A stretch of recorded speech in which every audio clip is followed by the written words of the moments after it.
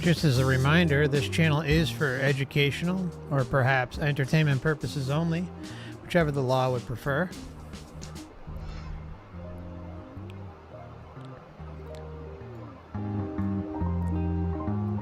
It's always important to do your own research and come up with your own conclusions.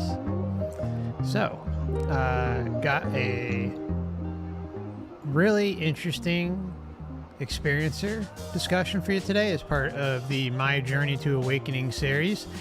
Heather had an NDE and a life script from, let me get the music out of the way. I apologize.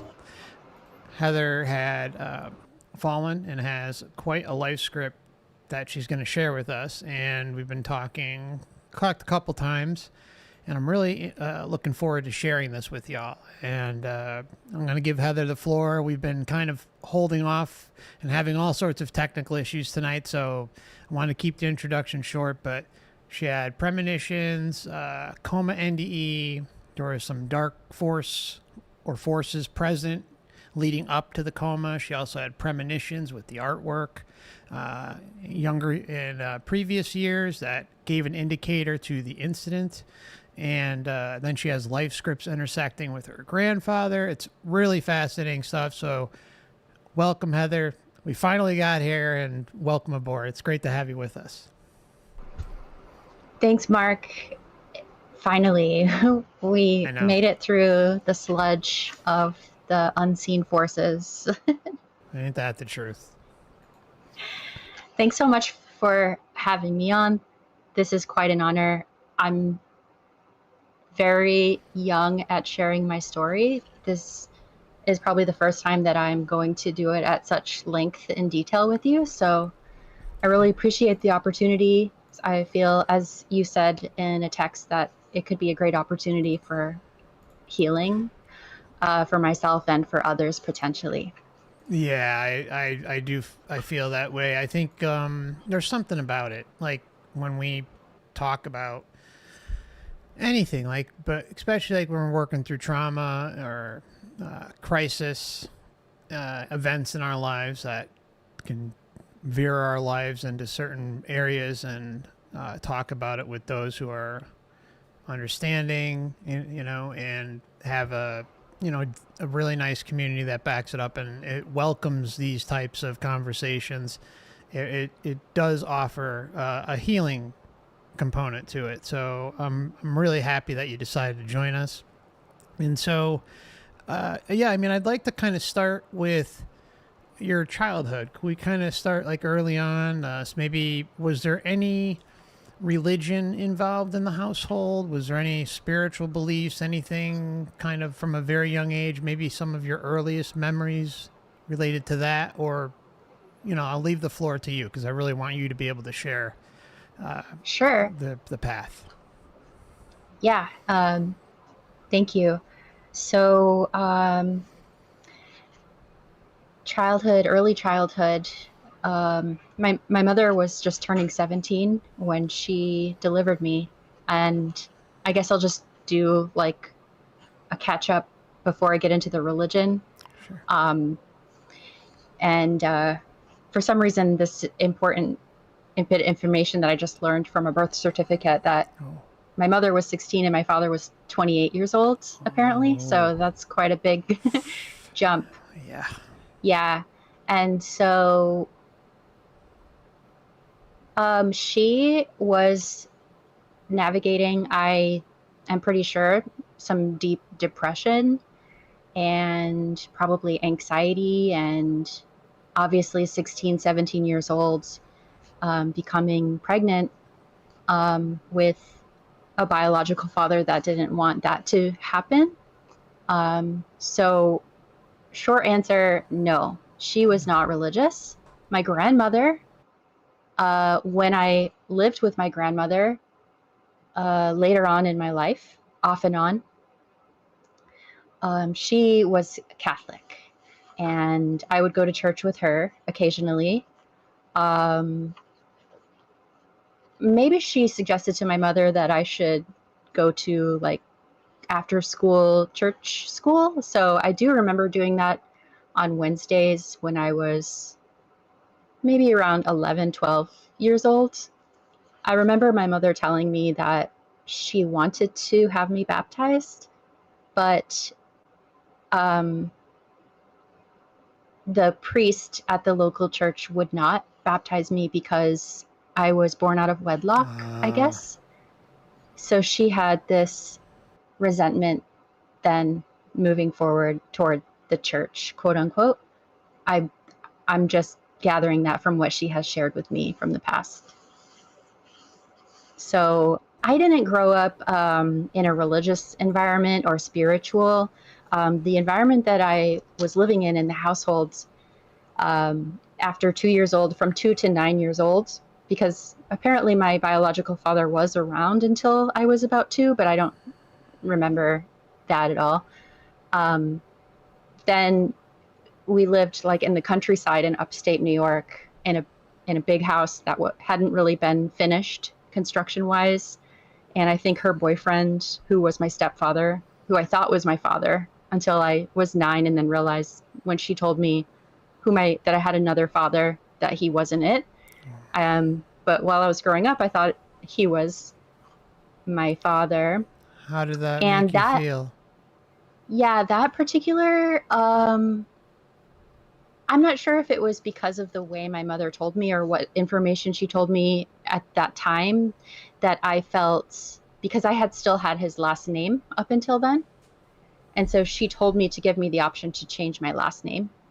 And so I chose to do that because I didn't feel affiliated with him, Sure. because I didn't know him. Sure. But yeah, I had shared previously with you that the environment that I did grow up was spiritual to me, as I am an innately, intuitively connected to some sort of spirituality with just the subtle realms. But the house itself was very, to me, as a young child, it's very sensitive. It was very dark and scary, and not a place, and not a way to raise properly a young girl. Sure.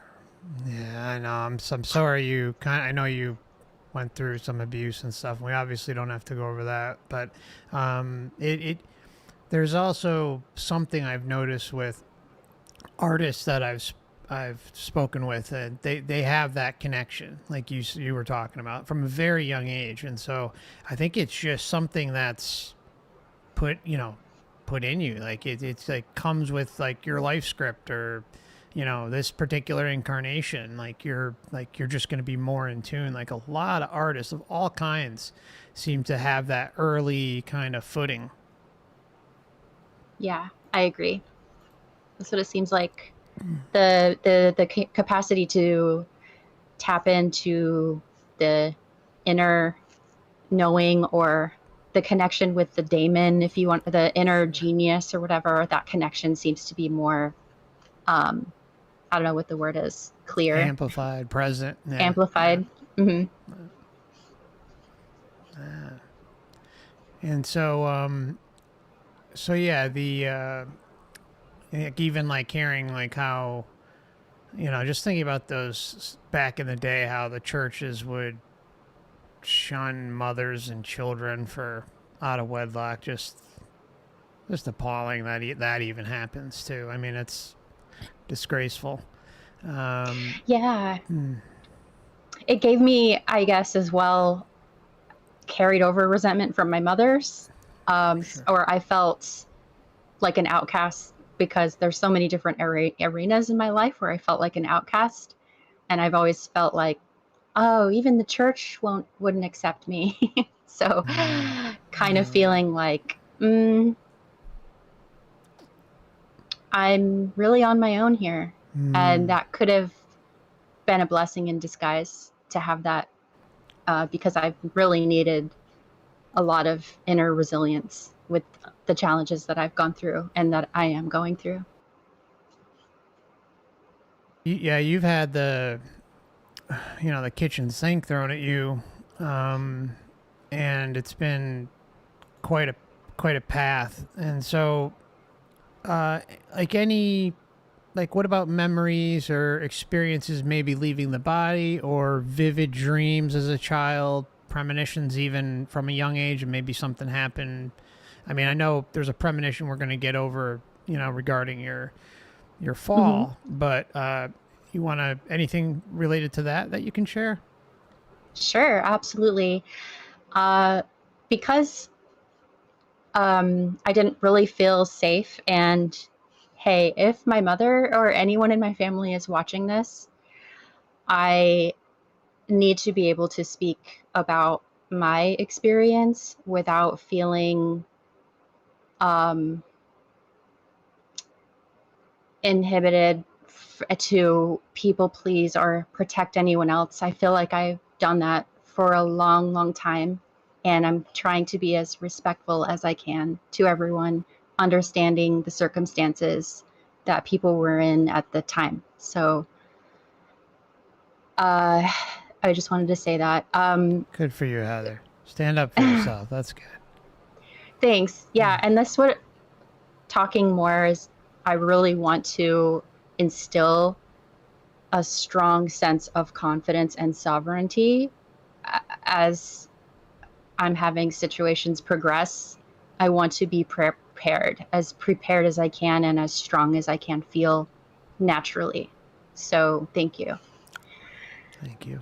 So yeah, between the ages of, I guess, 6 and 9 years old is when I started to realize that I could leave my body, because my environment, even though it was magical at times, I know my mother did make an effort to, watch movies and make my experience special with the holidays, and there's just like a lot of other stuff that was going on that made it really intense.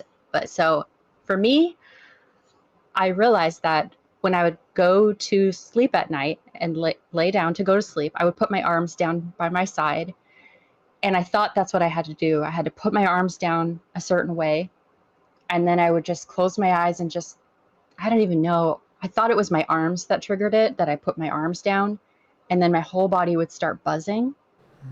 And then I just would raise up and go up to the ceiling and leave. And I don't remember where I went after that, but I just felt so happy that I could do that I could leave that environment. Because for a lot of my time in that early age in that particular house, as much fun as I had outside by myself, being left alone with nature, and there were dogs around, and flying kites, exploring on my own with my natural curiosity.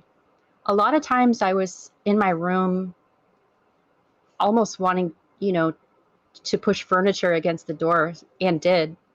And even as a little girl, like, tragically, this is kind of gross and triggering, but I would use the bathroom in my toy box so I didn't have to go to the house, which would tell anybody like how intense that must be.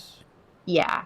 I'm so So I was sorry. always, thanks. I was always like looking out the window, like praying that someone would come down from the sky and rescue me and take me away.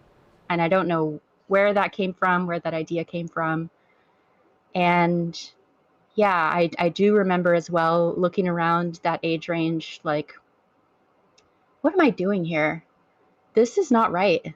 This is not the way it's supposed to be. And not necessarily my family's dynamic and what was going on there, but just feeling being in the world and being a person, and or being this person. I don't know. Sure.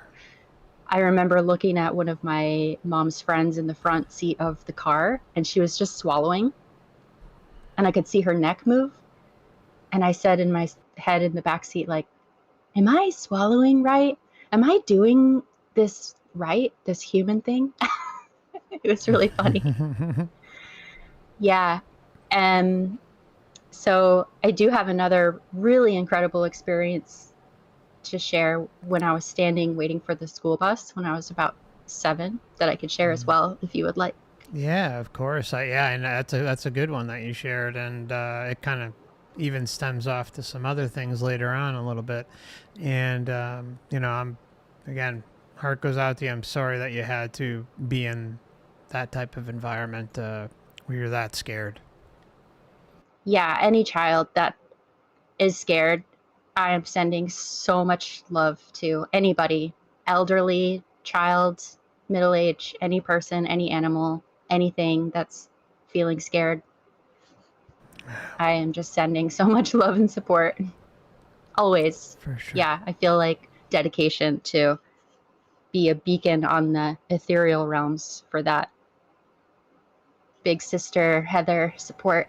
Yeah, that's right. Yeah. So yeah, it was outside of Buffalo, New York. It was cold. It was in the wintertime. The sun hadn't come up yet, and I was just standing inside waiting for the lights of the bus to come down the road before I went outside because it was too, I didn't want to stand out in the cold.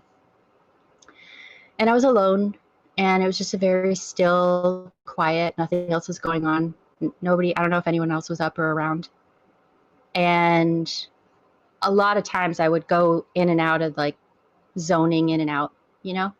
And I felt like there was something or somebody watching me or looking down at me from up to the right outside in the sky. And I never told anybody about it. I didn't really think much about it. I just felt after that kind of like this, okay, there's something with me. Um, I used to have fainting spells when I was little where I would just, everything would get white. I would hear ringing in my ears and then I would just pass out. And they did all sorts of tests and couldn't figure out why. Later on in my life, I'm thinking that it might be some sort of like a mild seizure symptom. That's what I think. Yeah, because my nervous system already, I have stuff going on with it, and my eyes and my ears and everything. So 5 years ago, I had a migraine really, really bad. It was like an ocular migraine, which this was the first and last time only time I've ever had this type. I went outside. I was living in California. I could see like the tree bark like expanding and going in, like the trees were breathing. I wasn't on drugs. I was just having a migraine. I could see like diamond shaped like auras around things. It was really scary. Like shards of light in my eyes. It was really scary. I didn't know what it was. So I lay down on this outside bed under the tree and I was looking up at the sun coming through the leaves. And then I started paying attention to all the sounds in my neighborhood around me. And it was like, wait, all these sounds are the sounds that I've always heard in my whole life. Like there's a pattern. Like I started to recognize this pattern and I started to feel my whole life in one like distillation. Like I felt like, oh, I'm feeling what it is to be the essence of me. How strange. And then I went into this altered state of consciousness. And all of a sudden, there was no time because I felt all my life at the same time. And I wasn't really in that space.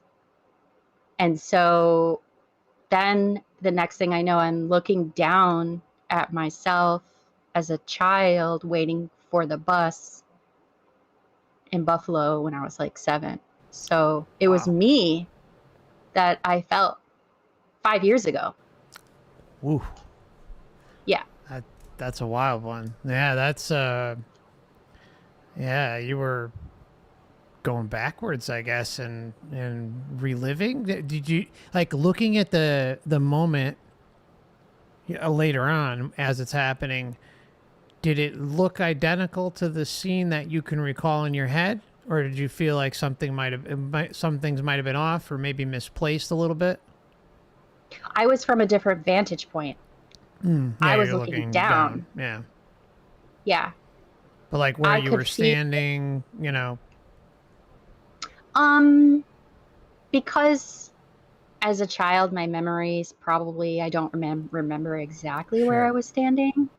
So That's true. um You are just at the yeah. bus after all. It's not like a a huge memory you're gonna have. I was waiting for the bus, yeah, Yeah. and just noticed something.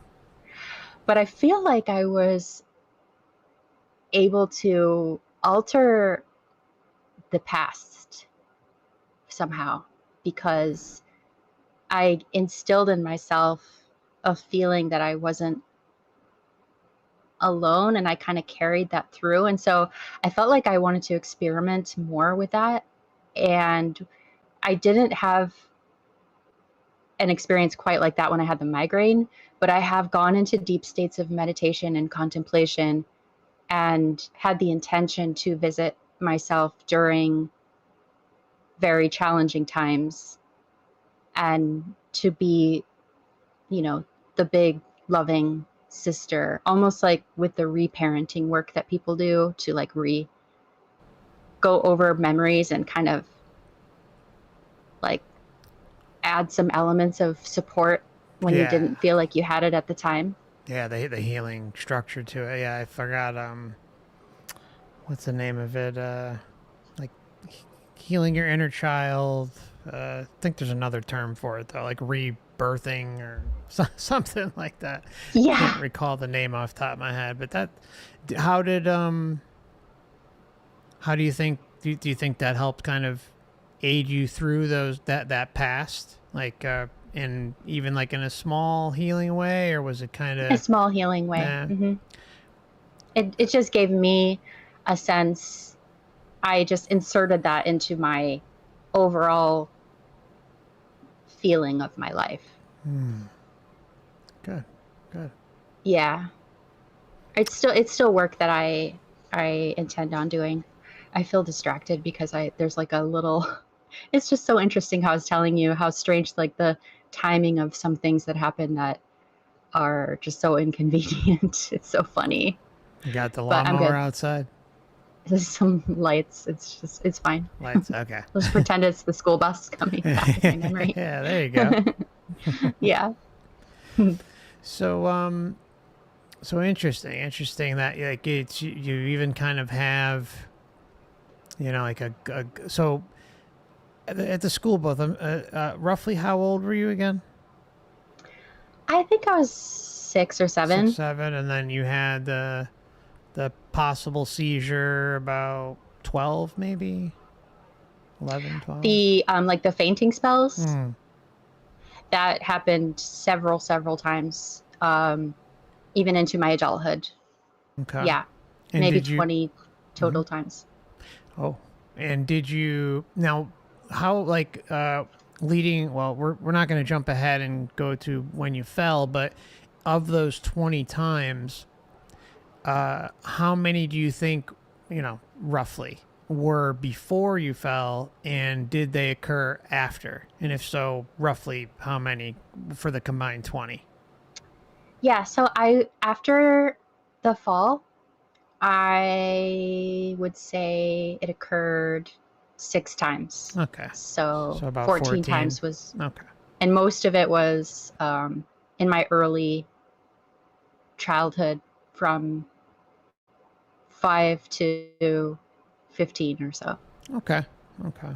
And when you were kind of I feel having, like it could be also, sorry, I no, feel no like it worries. could also be a type of dissociation coping mechanism that somehow, even though it seems like it's a brain thing, but since I have so much memory block from my childhood, I feel like perhaps it could have been my physiology also wanting to dissociate as well because it was pretty bad. Yeah, it's tough to say because I Yeah. guess you'd kind of have to link the ones that you can maybe recall and if there was trauma maybe leading up to it possibly, or maybe you were just overwhelmed from trauma that you experienced very recently, and your brain, your essence, your brain, your body just kind of is in protection mode, because there's definitely that coping mechanism, like that fail safe kind of protection that we have within us, that when there's overt trauma, that we can leave our body and experience different types of things. And then there's always the possibility, depending on if you had physical injuries that perhaps might cause a seizure disorder, or perhaps something in your makeup that might cause that too. But either way, I'm just thinking, can you recall any moments during other seizures where you may have had an experience, even if it's not like something like going to the bus, but anything interesting kind of in that area? Anything stick out?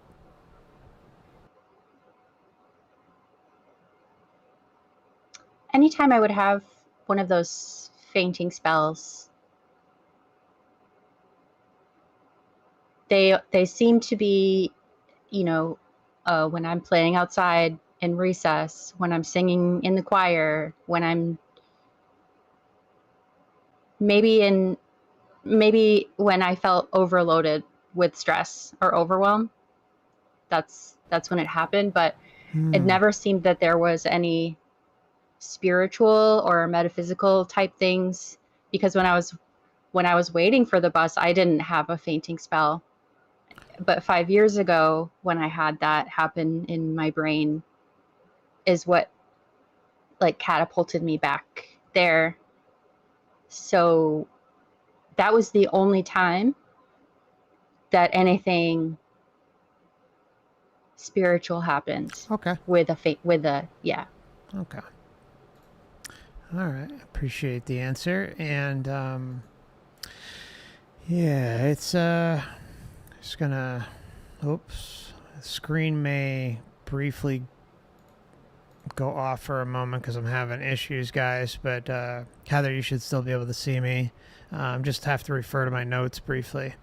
Sure. So now I'd like to kind of talk about your art and how, Okay. like maybe, yeah, I mean, like, let's kind of go, I guess, start from, I guess, your earliest connection with it, maybe like what inspired you. I know we kind of went over, it was, you grew up as a, only child, and given the environment, it was kind of like a good escape, be a vessel for you. So, but I want to, allow you to tell us more about that. Absolutely. So yeah, like I said, I was alone in my room quite often, and my mom was supportive, giving me tools to draw with. Of course, it wasn't like I was that neglected always. So I just started doodling, drawing, looking at things, reproducing them, maybe at age 4 or 5, and would just utilize it as a tool to help me process. I didn't know that I was utilizing it to help me process things that were happening in my life that I didn't know how, because I didn't have anyone to talk to about anything that was going on, or it was just also overwhelming. So just getting lost in the practice of like mark making and drawing and coloring and being creative. And I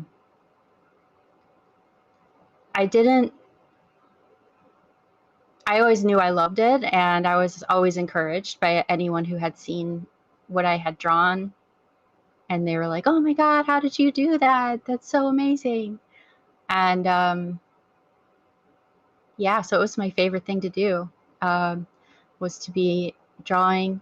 And then I guess it wasn't until high school when I went to like an art class, where there was like an art teacher, specifically art teacher, middle school maybe. No, it was high school, that I got more nurturing and encouragement in that arena to start. And that's when I started taking it a little more seriously and like entering competitions and things like that. And then it evolved into painting and abstract and impressionism as I got older, like around 19, 20.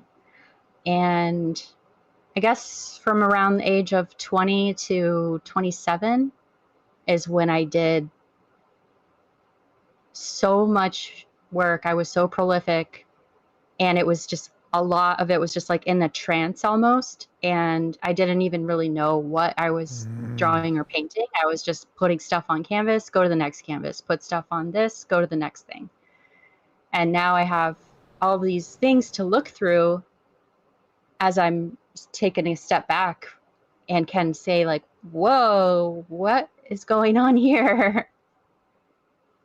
Yeah, that's a big one, and it's incredible how, like we were talking about earlier in the text, it's incredible how these outlets for artists, whether it's painting, drawing, writing, film, scripts, on and on and on, anything that with a creative kind of push.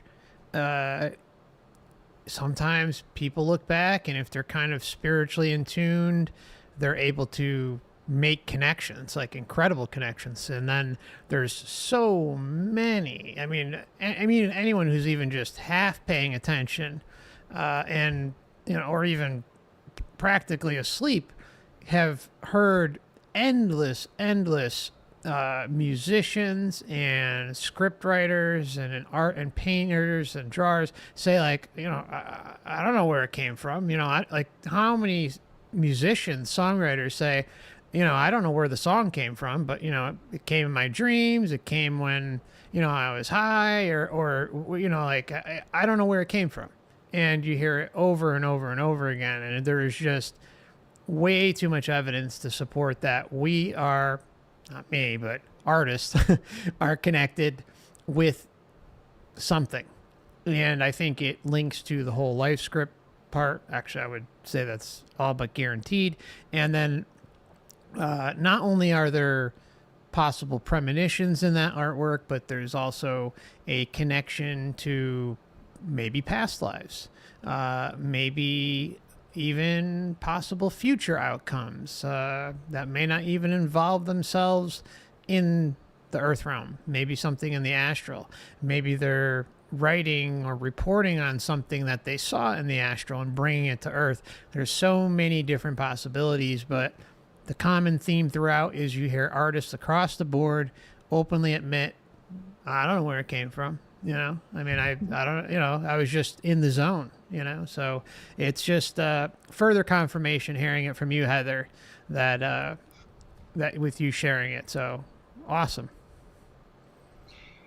Yeah, it feels like what I've noticed in my life experience thus far is that there may be these, and I think Aldous Huxley wrote a book called The Doors of Perception. However, I haven't read it.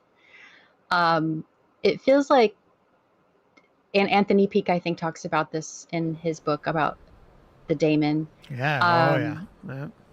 Yeah, it feels like one can go into an altered state of consciousness, whether it be in the flow state of getting lost in that creative mode, if you have that strong connection with it, having some type of a seizure, whether it be a mild one, like with a migraine, or having fainting spells. Of course, using specific psychedelics, doing breathing exercises, having life-altering traumatic events open these doors of perception of our mind, because normally I do feel that our brain is set up in a way to limit our experience. And then when we have these other things that open the doors, we can more easily see and experience what's behind our human veils. Well said. I mean, nailed it. Nailed it. There's always this. There's a few NDEs that I covered, but there's like one guy in particular that just blows my mind to this day. He took some piano lessons as a young child, but it wasn't anything serious. He has an NDE later on in life, and comes back a freaking concert pianist. I mean, you should hear his music. It's mind blowing, like Carnegie Hall center stage type. Blow the doors off the place, like really good. And then there's artists too. I mean, there's artists, that's people who were not even interested much in art, and they come back and all of a sudden they're interested and they're painting. There was one NDE I covered. I don't remember if they had an interest in painting beforehand, or I don't think they did, but they came back and all of a sudden just doing tons of painting, and they're openly admitting to, like, I don't know where this is all coming from. They're painting stuff from their experience too, like the light and a bunch of other things, but they said, most of the stuff I have no clue where it's coming from. Some of it's my recollection, but a lot of it I don't know. And this guy sells out multiple nights at an art gallery. Like, he's not some well-known painter. Like, it just poof, it happens. All of a sudden he puts his art out there, and it's selling out multiple nights in the gallery. Explain that. Like, how does someone without any sort of professional name recognition, get there, and then all of a sudden, he's selling out galleries? Just mind-blowing. So those are just two examples that always stick in my head. Yeah. Are the people that wake up from a coma and they can speak a different language? Yes. Yep. Oh, by the way, I brought this book. I haven't really talked much about it yet, but I'm only about halfway through. It just came out, I think, early this year. Coma and Near-Death Experience, the beautiful, disturbing, and dangerous world of the unconscious.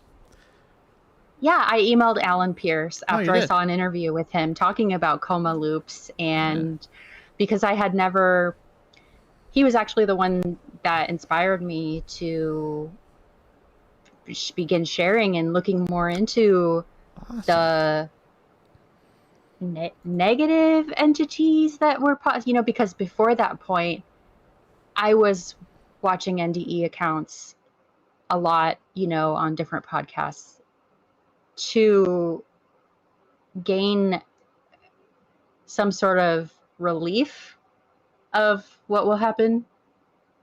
And then after I watched an interview with him and realized that I had an experience like the ones that he shared in his book, that I started to question everything in a different type of way. And that's how I came across your channel. Wow. I think that's awesome. There are quite a few people I've spoken with who have had negative NDEs, and there are some love and lighters who've had the red carpet rolled out with the love and light, and then there's a few comas, and it seems like overwhelmingly the ones who have the negative comas or the negative NDEs, or even like sometimes negative, like consistently negative trips, those are the ones that are more apt to question things and look at things a little deeper. I think the biggest issue with the love and light side is they've experienced something so amazing and so incredible that, and it's so over the top in comparison to what they experience when they come back, that there's something inside of them that they can't still look at it and question things as a possible deception. I think those who have darker life scripts or darker kind of NDEs, darker comas, darker breakthrough trips, things like that, are able to kind of question things a little bit more and put the information, the data to the test, and open up the doors of a possibility that perhaps there is something a little more darker and there's some sort of deception involved with our experience here and in the astral in relation to reincarnating and life between lives and all that stuff, and how our power is kind of diminished, and there's always this pressure on us to have this external worship. So anyways, enough of me ranting a little bit, but No, yeah. no, you have the best rants. I'm just going to take care of something off screen Sure. for a second. Yeah, I'll be take your right back. time. No problem at all. But I do have a comment on that. So you can't really hear you at the moment, Heather, but I'm just going to pop this book up while you're doing your thing. Take your time. So this is the book we were talking about for anyone interested. Coma and the Near-Death Experience, The Beautiful, Disturbing, and Dangerous World of Unconscious by Alan and Beverly Pierce. Good stuff so far. I haven't had a chance to finish it yet, but definitely give it a check it out. And I'll be probably referring to that a little bit more in the future as we dive into some of the topics. All right. Welcome back, Heather. Okay. I think that took care of it. I had to put this divider screen up. Nah, no worries at all. Yeah, but I think that a couple different thoughts that I'm not sure I can articulate super well, but perhaps that when someone does have an NDE and it's over the top love and light, and they come back and feel like, one, that they have this new found sense of purpose in life to share, and that kind of concretes that in that it is a certain way, that it's not just a construct or anything. Yeah. That because now they're taking it on as like a newfound sense of mission. Purpose, yeah. Purpose, mission. And that becomes their identity. And it's hard to switch identities because our egos are so fragile.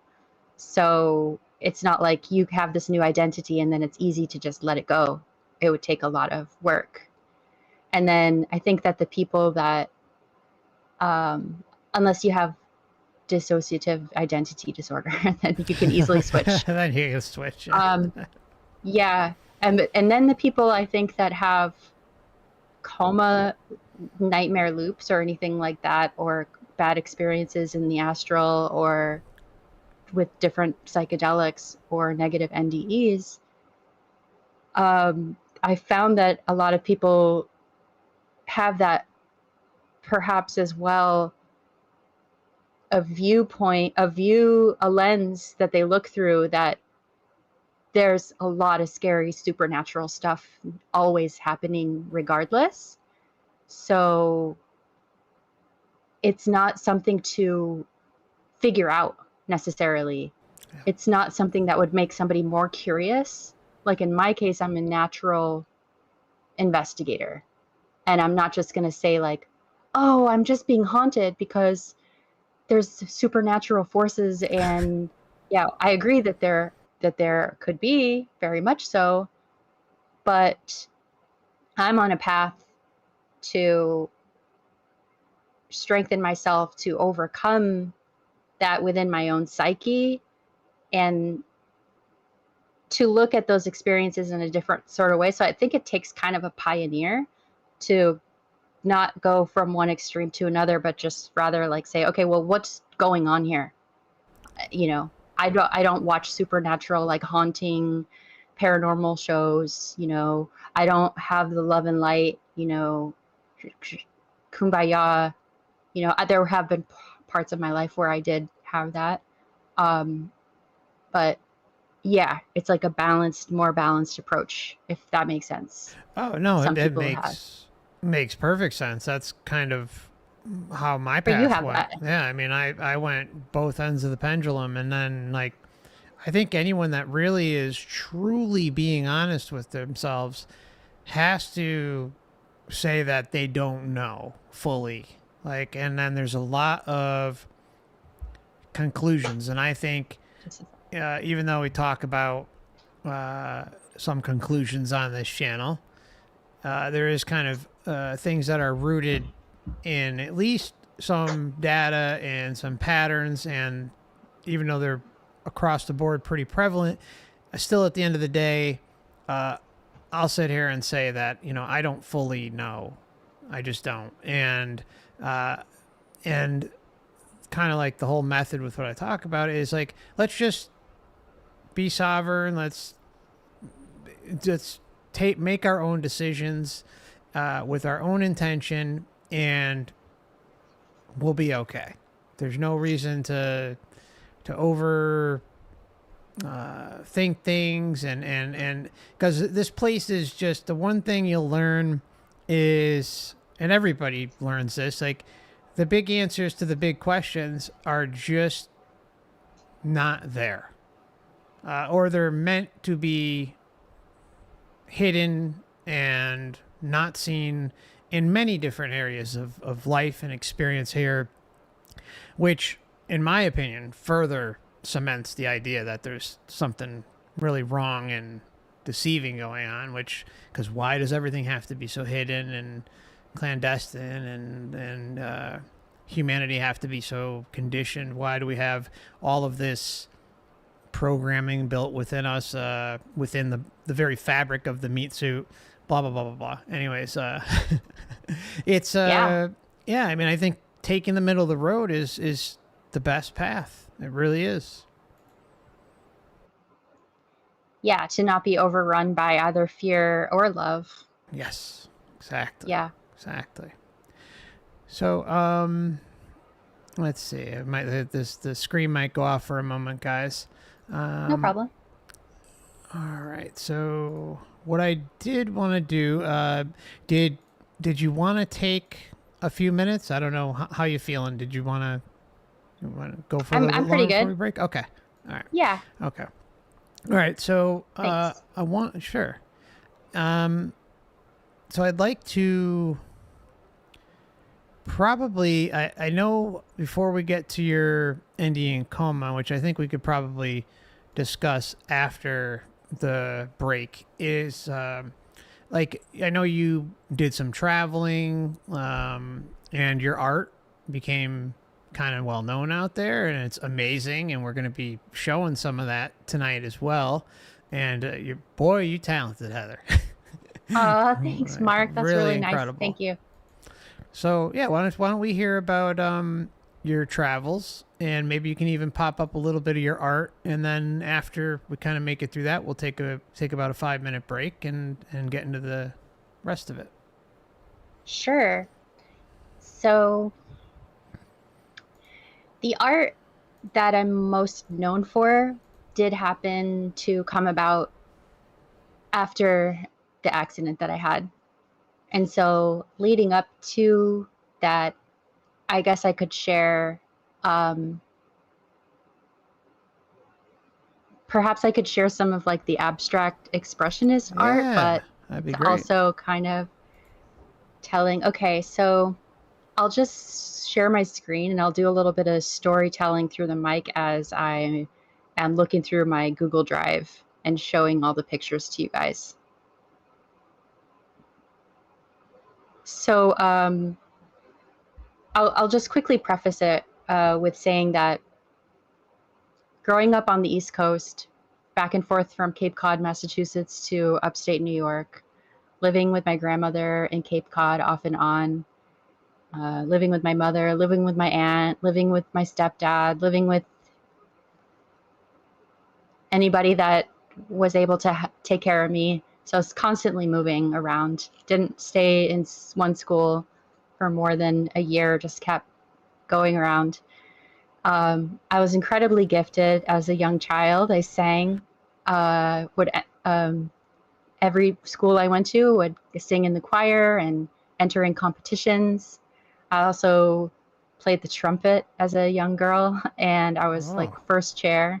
Yeah, I was first chair in like the jazz band and the classical music, and I won a lot of competitions in New York State for playing the trumpet. So I was just really like naturally inclined to do these creative things, music, singing, drawing, started winning awards and competitions with my art as well in high school.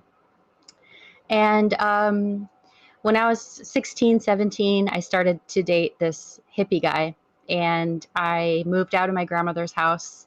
I was turning a senior in high school, and I had taken mushrooms for the first time, and that was like a very strange experience. Just laying down on the grass, looking at the clouds, having this like existential expansion of consciousness. Like, what is going on? How is my mind expanding like this? And then he introduced a book to me called The Celestine Prophecy that I read when I was 16, 17. And so that book, when I read that book, it was profoundly impactful to me on my spiritual journey, because for the first time I saw in writing reflected back to me the experiences that I was always having growing up, like having sort of an intuitive connection, almost telepathic with nature, with being able to sense the energetic fields around things, with having having the knowing that people's fields affect each other, and that there's something called synchronicity, and that if you follow perhaps breadcrumbs of that, it could lead to one thing or another. And so the manifest destiny, or however he wrote it. But after that, I was just like, okay, I'm a spiritual person, because this is me, this is my life, this is how it is for me. And then I ended that relationship. I was in a different relationship, and it was a surfer. He was a surfer that came from Santa Barbara, California to Cape Cod. And we met and fell in love, and then drove across the country to live in California. So when I got to California, I entered myself into the college in Santa Barbara, and I just voraciously like devoured all of the courses I could. Physics, advanced physics lab, all the history courses, every single art class that was there that offered personal finance, positive psychology, regular psychology, philosophy, ancient history, anything. I spent 5 years at the college in Santa Barbara taking all the classes I could. So awesome. And that's when I got my art studio. I was living with my partner at the time, and I was just able to support myself because I started working in the restaurant industry, and was buying canvases and painting supplies, and just really just going into that zone.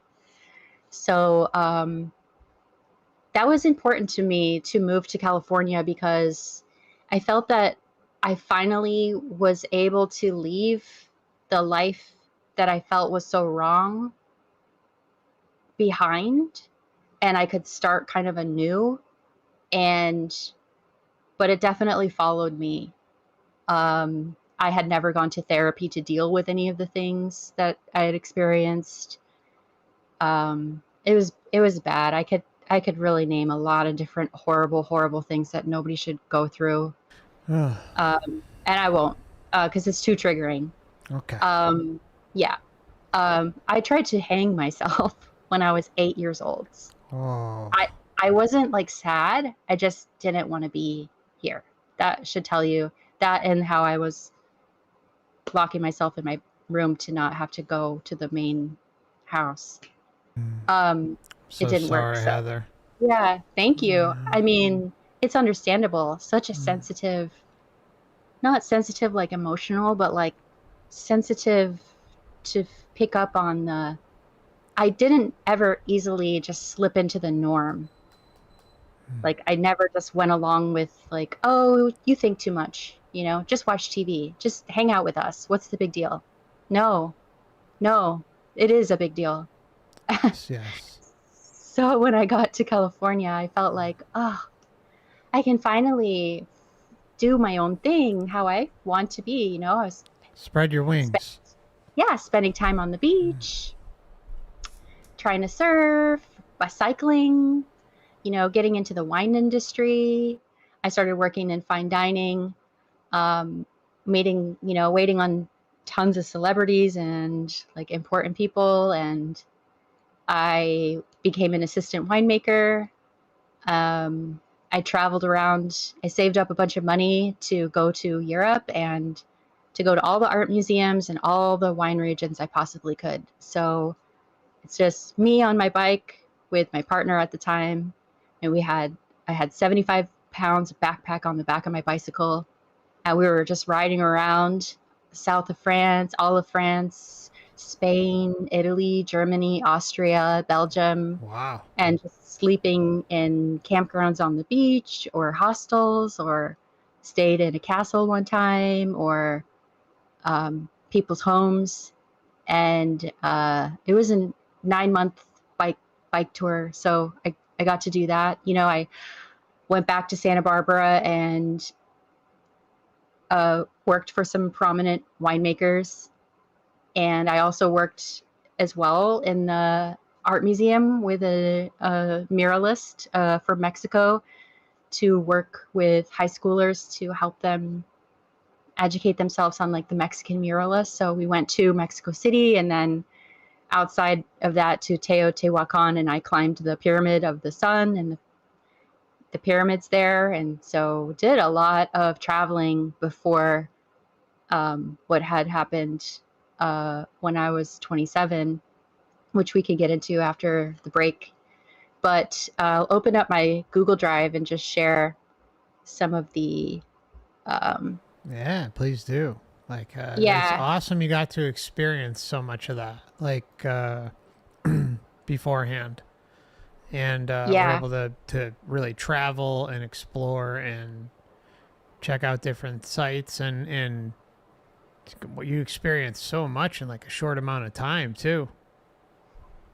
yeah. And I feel like that was almost intentional too. Like, Yes. Yep. yeah. So when I bring up the Google Drive photos, you're going to see photos of me and my grandfather and also other paintings. And I've only selected the paintings that are relevant to this discussion in other ways that I'll share later. But I don't have my whole collection of art. But if you go to my link tree, um, I'll be sure I to don't know if put that that's, up. It's in yeah. the And description tab of the video already, guys. then you can go to Sorry. my Instagram. That's fine. You can go to my Instagram from there, and then you can see more of my wide variety of different things that I have done. And you could find me on Facebook too and see too. But these ones are specifically Heather's for. screen joined. Okay. So So let me pop this up here. Here we go. All right. it's on the screen now. Yeah, we got it up now. So depending on if you want to pick Yeah. a picture, if you click it, it'll enlarge it, and then I'll get rid of this text here. So here's me as a little girl, looking very like inquisitive. Yes. What is going on here? It is my grandmother's birthday today, so happy Oh. birthday, Grandma. She's passed. Wow. Happy birthday, Grandma. Yep. This is me again, just for context, as a little one in the countryside. Yeah. So this dog right here is in The painting, this right? painting. Yeah. So if I zoom in, Yeah. Yep. And then if you and use your then scroll wheel, or maybe hold your, yeah, okay, so if you zoom in a few times, and then if you hold left click, and drag, there you go. Yep. okay. So you can see like this little figure right here.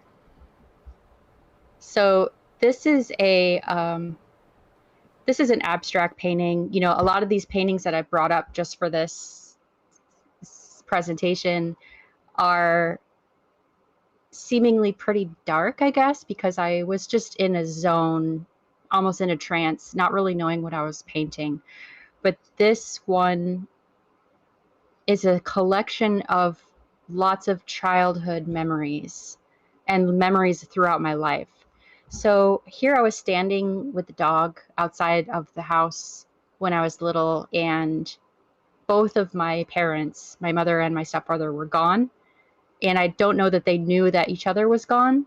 So I was alone for the first time, like really scared because I didn't know if anybody was going to come back. And it was like, 6 hours or something, just outside in the front yard, like screaming and crying, like, where is everybody?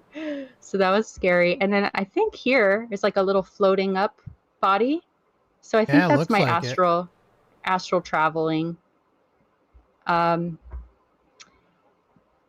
And it looks it's like you interesting because, uh-huh, purposely painted it red too, which yeah. yeah. Mm-hmm. Yeah, and so here's the car. So there was an incident when I was um, around Heather, 6 or 7 your mic's kind of going out a little bit. Could you feet. just Heading up if you could the just car stop your crash. camera, The please? car crashed. Heather, your volume's breaking up a little bit. If you could just try stopping your camera, stopping your video feed, and then we'll just it might help improve the audio. Hope I didn't lose her.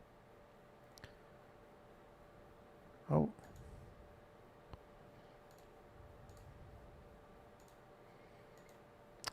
Heather, can you hear me?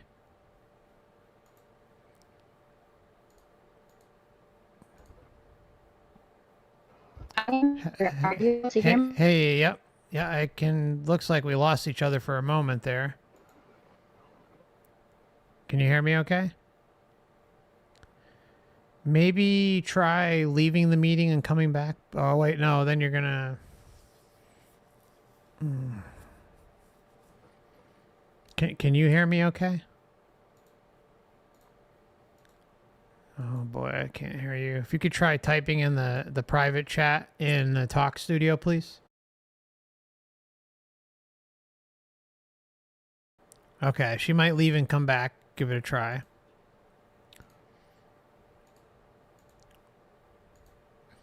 Hey, everybody. So, really incredible artwork by Heather. I mean, I was looking at some of it and just absolutely mind-blowing. And we'll be showing you more throughout the night, too. And she's kind of gone through a number of her pieces and how it pertains to her story and her incident, her fall, and then the premonition part, which we're going to be going into a little bit when she gets back. And so we'll just wait like a few more, wait like a minute, and then if we don't hear from her right away, then what I'll do is I'll just take an early break, and then we can continue. So Heather, if you're listening to this, don't worry, we'll figure it out. And so just bear with us just a moment. I want to give her a little bit longer, and we'll continue.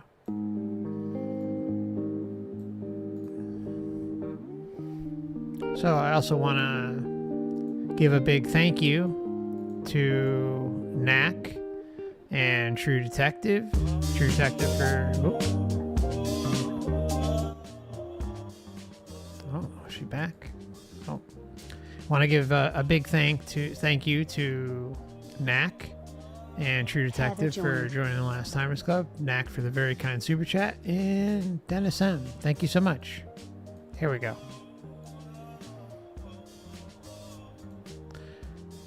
All right, Heather, welcome back. Hey there.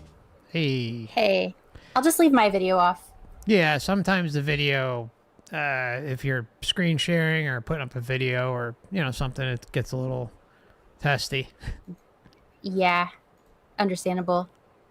So, So we would need to bring up the screen share again, please.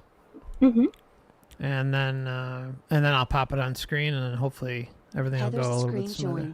Okay, great. All right, we're good. So it looks like it's up. Okay. So yeah, so there was an experience that was impactful to me there, um, outside. I'm not sure what this, cross is, which is also a theme in a lot of my paintings. Yeah, I was going to point There's that out all, too. So yeah, it's actually like a theme throughout, you're saying? mm-hmm, Oh, okay. yep. And I don't know, maybe that's like my death. Who knows? Hmm. There's always a tree. Um, there's always this element up here, which looks to Hmm. be like a spine. Sure. We have stairs. So yeah, so I was saying the car crash, I was in the back seat and the car collided on the side right where my head was up against the door. And so my ear was bleeding. I could have had maybe sustained some sort of a concussion or brain damage from that because I was never taken to the hospital. Oh my She God. just took me into McDonald's to get some ice, and that was it. A lot of things that happened to me as a child that I should have gone to the hospital to get checked out, and I never went for one reason or another. I don't know why she didn't do that, but that was there. And how old were you when the car crash happened? I'd say like 6 or 7, 5, Oh 6 or 7. man. Yeah. So I remember that. I remember that. Obviously, it was very scary. You know, And did you um, hit your head on that with that? the car hit. The car ran a red light and hit the side of the car head on where I was. They crashed Oh. the door, and it was my whole ear was like I was like bleeding out of my ear. Oh. Yeah. Jeez. That could be part of the seizure thing too. Seizures. Yeah. So then the stairs element, there's a few instances. I think my mom told me a story of like that my biological father didn't want her to um, give birth to me. So she told Mm. me that he threw her down the stairs. There was a time when I was around 2 or 3, or 2, learning how to walk. And I'm not sure if this is true or not because I can't remember. I was just told the story that I had a blanket over my head. When I was walking, somebody put a blanket over my head. My mom was with her friends, and I didn't know where I was going, so I fell down the stairs. Um, and they were all laughing, like it was a joke or something. There was another experience I had where I fell down the stairs. So I'm not sure if that mean those stairs are indicative of that. I'm not quite sure what this mailbox is, or the moon and this star right here. Mm. Um, but yeah, so like I was saying, my biological father didn't want her to give birth to me. So um,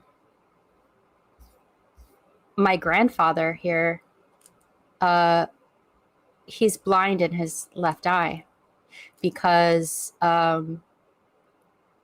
before I was born, my grandfather was, telling my biological father to get out of town and you're no good and everything. And you got my daughter pregnant. And my grandpa fell down in the driveway in the front of the house. And I guess my biological father kicked him in the head.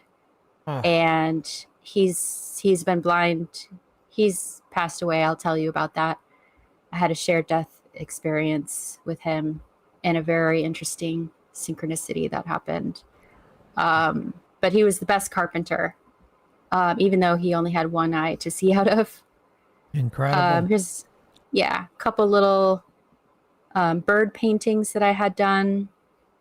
These were done after my injury as well. There was a theme that I would paint a lot of birds. So this is another one of those interesting paintings that I don't really know what I was painting. So you can see this large tree element. You can see another sort of a spine type of element here. There's this being up here that's like blowing a horn down. And there's my family, a picture of my family down here I had painted. And then here's these cross elements Yeah. as And you got the hooded being up the top left. Mm-hmm. And to the right, above your family, looks like there's almost like a animal, maybe a flying I'm not sure. something, Yeah, maybe. I'm not It's sure hard to what is make going out. on over here. Looks like something, Yeah, and the water is interesting too. the water is The interesting pond. too. Yeah. Mm-hmm. So, um, of course, the cats. I'm more known for the Cats and Cloes. This series of paintings. I have about 20 different cats wearing different outfits. This is Brewster. They all have little stories. Brewster is the town that I grew up in, Cape Cod, so he's named after that. And he's a mischievous little fella. And he likes to mark up his territory with the Sharpie he keeps in his hoodie pocket. I love it. Hmm. And this is Elise. She's just up late at night in her PJs, probably wants a cookie or some kind of treat or something, looking super cute. She likes to play outside and eat the grass. The clovers, they taste like lemon. She says they taste like lemon. Oh. This is Lupe. Lupe is intense, intuitive, gains a lot of inspiration for the work that she does as an artist through her dreams. So she's a little far out there. And then this is me. Yeah, this is me painting one of the custom paintings. Because after I had released these series, 2010, they just went all over the world. Different publications were highlighting them. I would get orders. A lot of people requesting me to do their cats wearing outfits or their dogs wearing different outfits. So again, if you go to my link tree and look around at those links, you can find more examples, especially on the Cats and Cloes Instagram site, which is easily found through my main page of Instagram. This is Lil Bub. She's a famous internet cat. She has since passed as well. But yeah, she's a magical little kitty. And her tongue's always sticking out like that because of a disorder that she had. So if you know about Lil Bub, you know that that's the way she looks all the time. So this is a talented. weird. Oh, Really thank you. amazing. This is a weird one. I painted my head first, and then I realized, like, if I paint this baby over top of the features, it fits perfectly inside of my head. And like, here's the doctor pulling out the child of my head. It's so weird, this painting. But I felt like now that I look at it, it's kind of this reincarnation, rebirth type thing. Yeah, I mean, you can. It's a really interesting painting, and how long after? I mean, we're going to get into the Coma and your fall, but how long after was that painted? Or No, was this it was before. Oh, This before. Yeah, so this was painted around the year 2000. This was painted around the year 2000. Okay. The injury that I'll get into happened 2007. So these were 7 years before the injury. This was the same time. And then there's one more that I could share that I painted. You know, Awesome. this was the closest one that I painted, as close to the injury that I had. This was 4 months before the injury. Yeah, I mean, you have. So as I get into the story of what happened, it was an accident. It was not planned. I didn't know why I painted this painting, but this depicts very clearly what happened to me that has put me in this situation that I'm in now, being paralyzed using a wheelchair for 17 years. So this was leading up to it. After the break, we can get more into it, but there was a lot of energy around that time. And this came out as like I had no idea what I was doing, but it was like clearly a premonition painting. And then this is the first self-portrait I painted after being injured. And you can see a lot of the sadness and intensity in that. Yeah, huge within the eyes. Yeah. Yeah. Well, yeah, I mean, I want to thank you for sharing. I mean, you're incredibly talented with your artwork, and you know, being able to open up and share these raw experiences, these difficulties with everybody. It takes, you know, a brave warrior, and I'll tell you again, Heather, you're a brave warrior, and it's you know, an honor to be able to speak with you, and I'm looking forward to having us dive into your experience. So I don't know if you have anything else you want to say before we go into the break. No, I think it's a great time to go into a break. Thank you so much. All right. So is 5 minutes okay, or do you prefer 10? Yeah. I'm cool with whatever. 5 is great. All right. Okay, everybody. We'll be back at about, we'll probably be like 6.5 minutes or something. 7 minutes. Yeah, because by the time I get the music and everything. Yeah. Okay. Thanks, everybody. See you shortly. Thanks, Heather.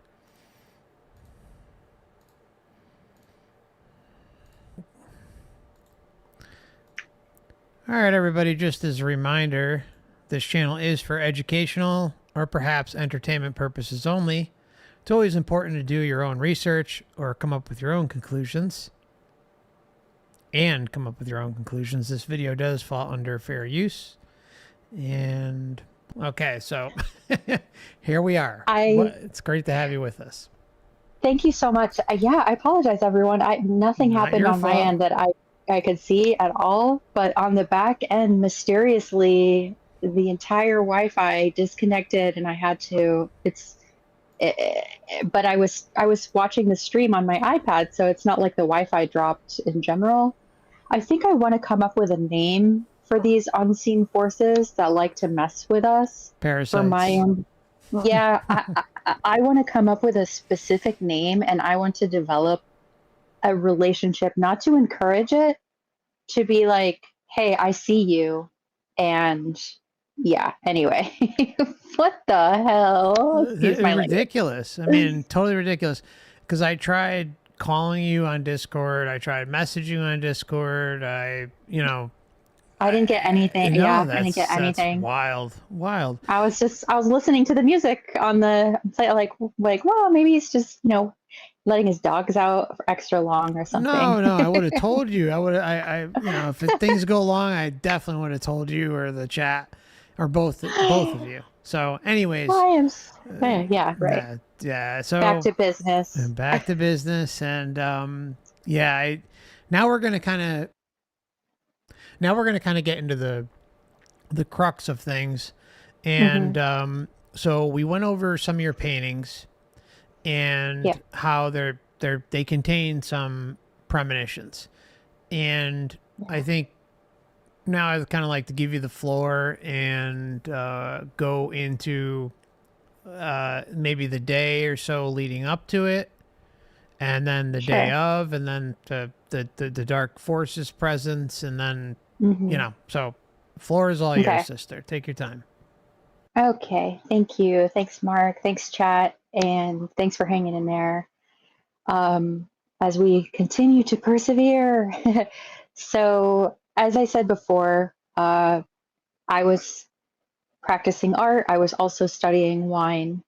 I was working for a winemaker and had gotten back from my European trip and had the intention to go get my Master's of Wine certificate so that I could become a certified sommelier and, really kind of gain a better reputation in the industry that I was, doing really, really well at Santa Barbara and Montecito, waiting on different celebrities and important people, etc., and really getting to know this interesting world of viticulture and becoming quite passionate about it alongside my artwork and my painting. And I always kept my paintings private. As I shared, they were a little weird. They were kind of abstract, impressionistic, not really ever knowing what I was doing, just using it as a processing tool or a tool to tap in, so to say, to the other realms. But so yeah, I had the intention to go get my master's of wine, and I was in Santa Barbara. I was just 27 years old. I had a party at my house. I was living in a Victorian style house, renting a room up on the second floor. Um, the the day after the party, the morning after the party, my friends and I went out to breakfast. And when we came back to the house, and we're all hanging out in my room, I wanted to use the bathroom, so I tried to turn the knob of the bathroom door, and it wouldn't open. It was stuck, the doorknob. And one thing about me throughout my entire life, I've always climbed up on things like with too much confidence.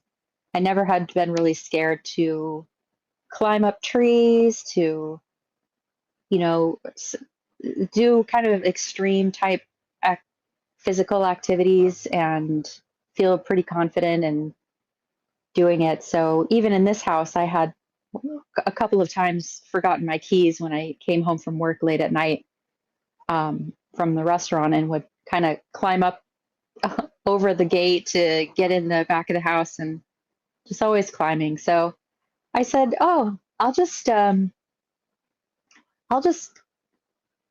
open the window and go from the window," because they were really close to my bedroom window and the bathroom window. I'm like, I can just scoot along this little ledge and get into the bathroom that way. And I really didn't think anything of it, but I lost my balance quite quickly, and I fell. I fell.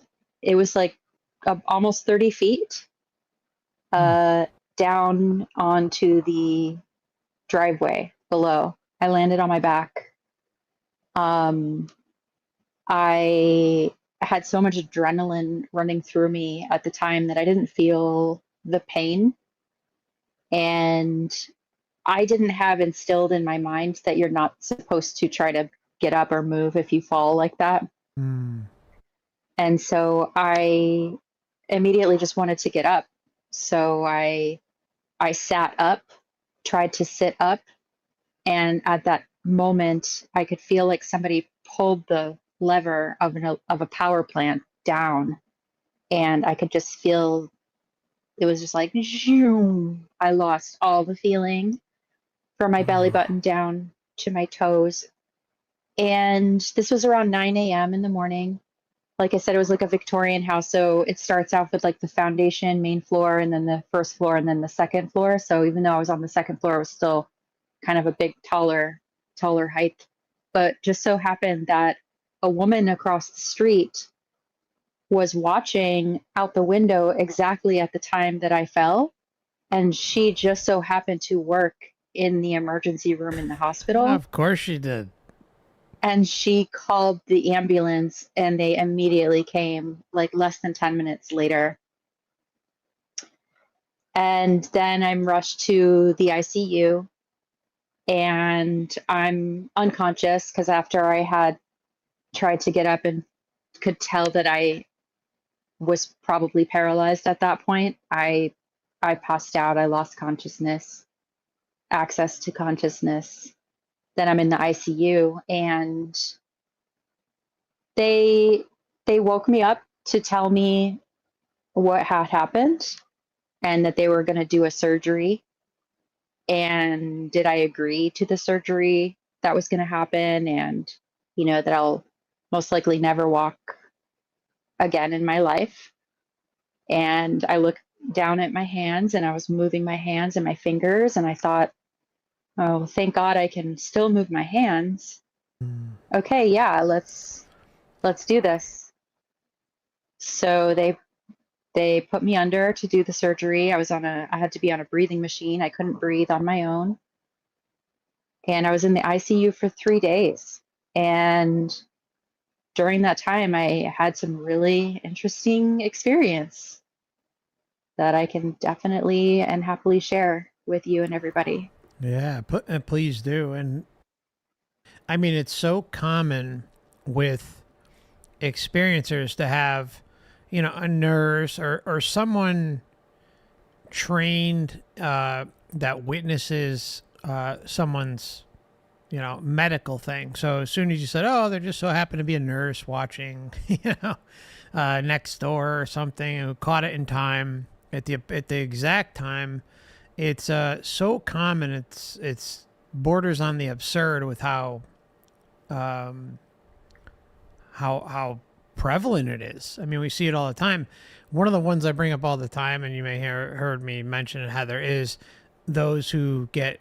There was a guy who got struck by lightning, and they're just so he was like, I think he like actually it might have been the guy with the piano who became the classical pianist. Very possible, and he just so happened to pick up a payphone, get electrocuted through the payphone, and there was a lightning strike expert, like nurse or doctor or something, that just so happened to be right behind him when that happened. I mean, you can't make this stuff up. I mean, it's just, it's really, yeah, the lightning expert. I mean, that's the one I bring up all the time because of just how absurd it is. What are the chances that there's a lightning expert doctor? I've never even heard of a lightning expert. Me too. Me too. But like you hear this type of thing so often, it's ridiculous. And then there's like the other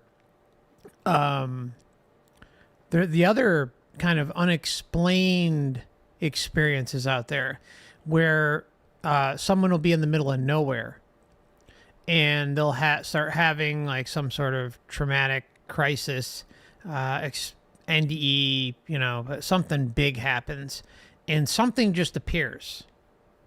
And that person or whatever that individual is present, and there's police there or ambulance or fire department, and there's no accounting of who that person was that was there on the scene that helped the person who went through it.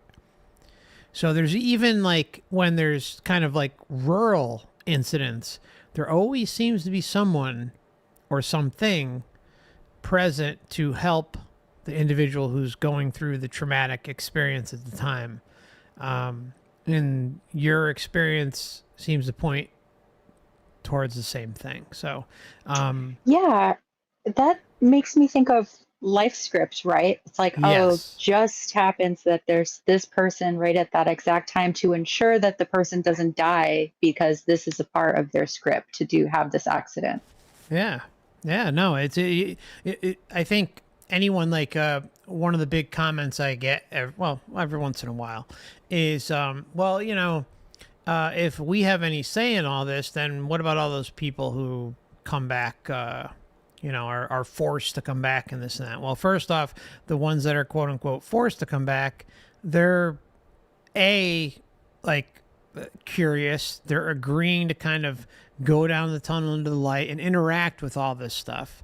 So they're actually first putting their intention out there. And then the other thing is that their life script is not destined to end in that moment. And that's just the bottom line. So I think the big problem with a lot of individuals out there who kind of look through the lens of the soul trap, maybe early on in their research or something, and kind of feel lost, like they feel hopeless or something, like, oh, well, what about those individuals or this one or that one? Well, it's different when you're looking at this realm through the lens of a deception. Like when you finally kind of reached that point of having those big questions out there versus someone who just is an everyday kind of going through the motions, whether they're religious or not, and just having this traumatic experience happen to them and ends up back here. And then there's also like a whole memory wipe component that's involved with some of these, and they use all sorts of tactics to try and get individuals back here. Like friends and family and pets and children and yada yada yada, right? So, the biggest thing I try to point out is that we're just, it depends upon your incarnation. Like, it does deep within your essence. Are you clearly seeing through this realm and this experience for what it is, or are you still giving yourself over to something else? And the biggest theme throughout those who come back, either wanting to or not wanting to, is that they are giving themselves voluntarily from the very beginning to something else, whether that's just out of curiosity or for religious or spiritual reasons, or deceased family members that are trying to, deceased family members are trying to lure them in. It doesn't matter. I mean, like, it's the point is that they are voluntarily interacting and going along with this. So by the time they get to the point where they're like, oh, well, like, I don't want to go back and this and that, well, the Matrix still always like rolls out something in an effort to get them back here. And they're so far down the rabbit hole of thinking that they need some sort of interaction or permission to deal or even be involved with any of these entities, that they're too far gone. I mean, like, there's so many weird little things that go on with all this. And, maybe I'm rambling a little bit much, but it's, we all have way more power and ability than the system wants you to believe. Everything about this channel is about just spreading the word of sovereignty and intention and protecting yourself. That's it. And seeing what happens. So, all these kind of scripted events like we saw with Heather and things like that, it's become so obvious that the life script is real, that life scripts intersect with those that we incarnate with, or maybe and there are, we're really going to dive deep into some of this in this conversation with Heather, guys. We're going to hear some incredible things in relation to Heather's grandfather and his girlfriend, soon to be wife, which was Heather's ex-boyfriend's mother. I mean, it's just really wild. And they were separated between the West Coast and East Coast, and somehow they just magically converged within Heather's life script. I mean, there's a lot we're going to dive into with all that, and it's going to blow your minds. And, like, I'm sorry for kind of ranting a little bit, Heather, but kind of just setting the stage a little bit. Yeah. And I just want to rewind a little bit, because I think there's an important moment that we maybe didn't go over, like how leading up to the incident, you kind of felt some sort of dark presence, dark being. Like, there was something that, like, I'd really like you to kind of think back to what that was. And you don't have to, I want you to just explain to us what you actually remember and what happened, like blow for blow, no matter how short or how long it is. Like, I think that's an important part, and I'd like to kind of go off of that after you're done explaining what happened. Totally. Okay. Yes. So I guess it was a couple weeks. Well, so 4 months before, I showed everybody the painting of the crash impact down from the house window. That obviously is the scene of this accident. The house, I didn't know I was painting. I didn't know what I was painting.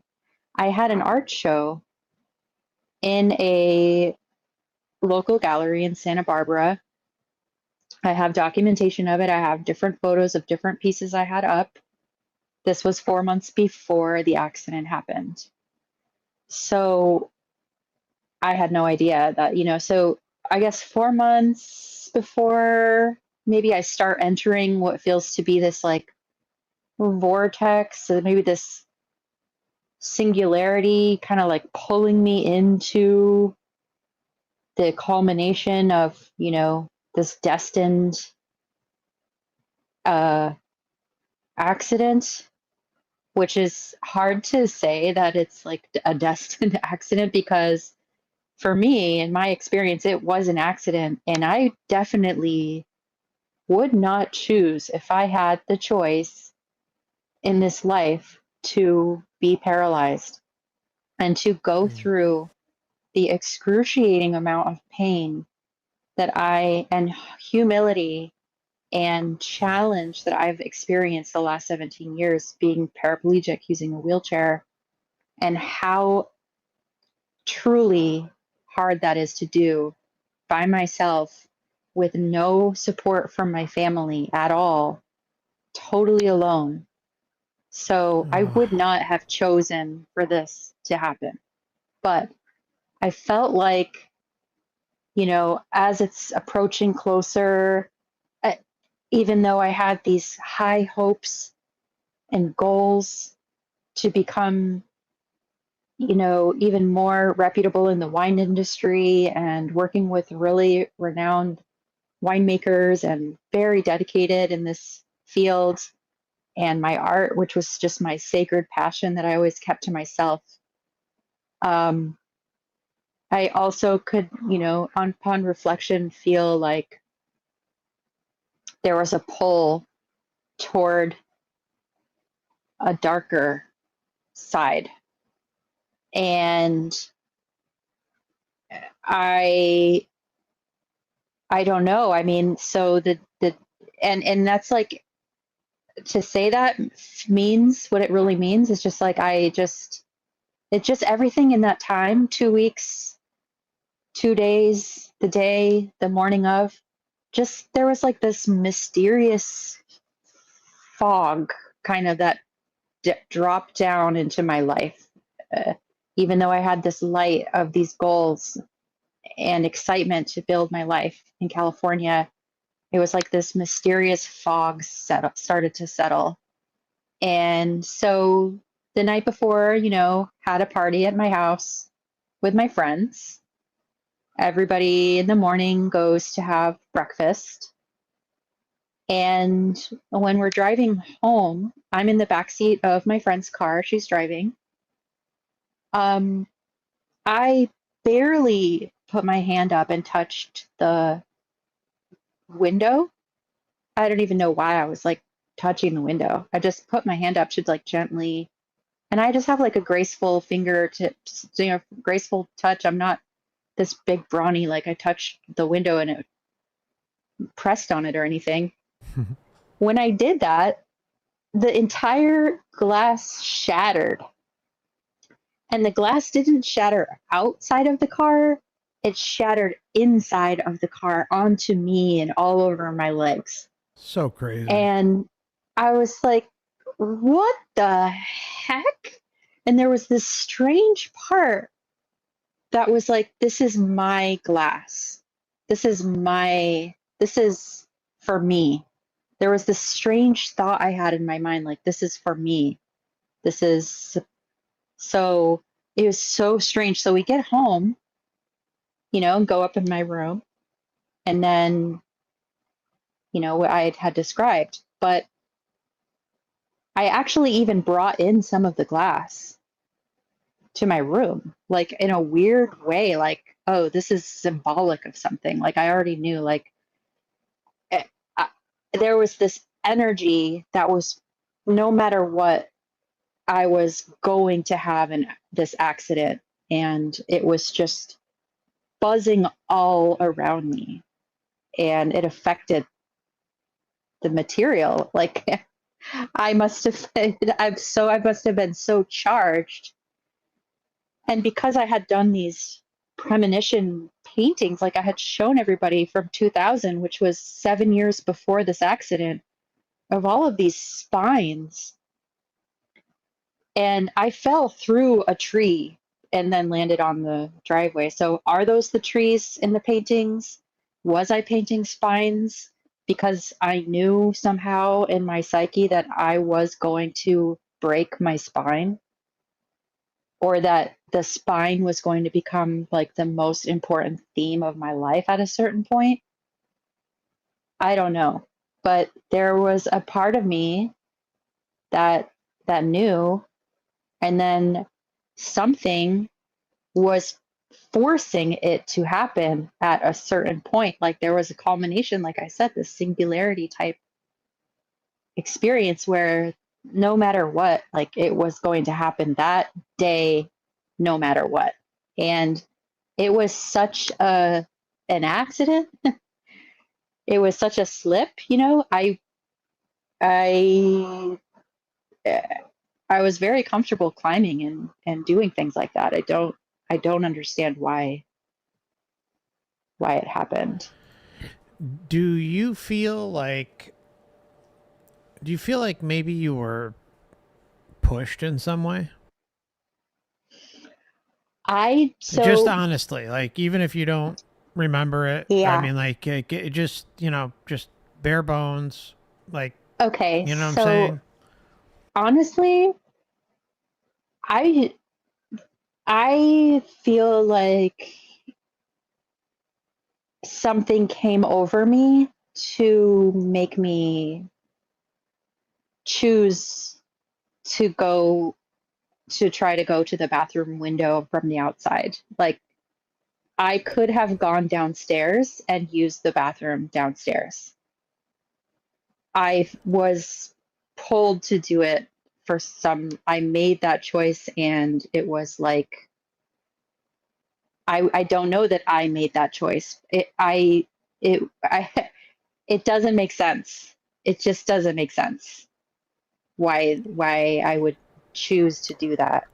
The only thing I'm thinking is, okay, so like one of the questions I want to ask you, like, were you someone who did like rock climbing, climbing up mountains, like any? Yeah. Yeah. So I mean, perhaps like this type of activity was part of your life script initially to lead Mm-hmm. you into that moment.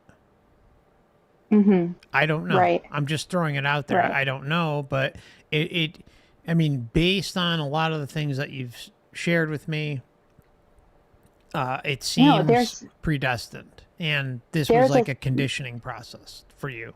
totally.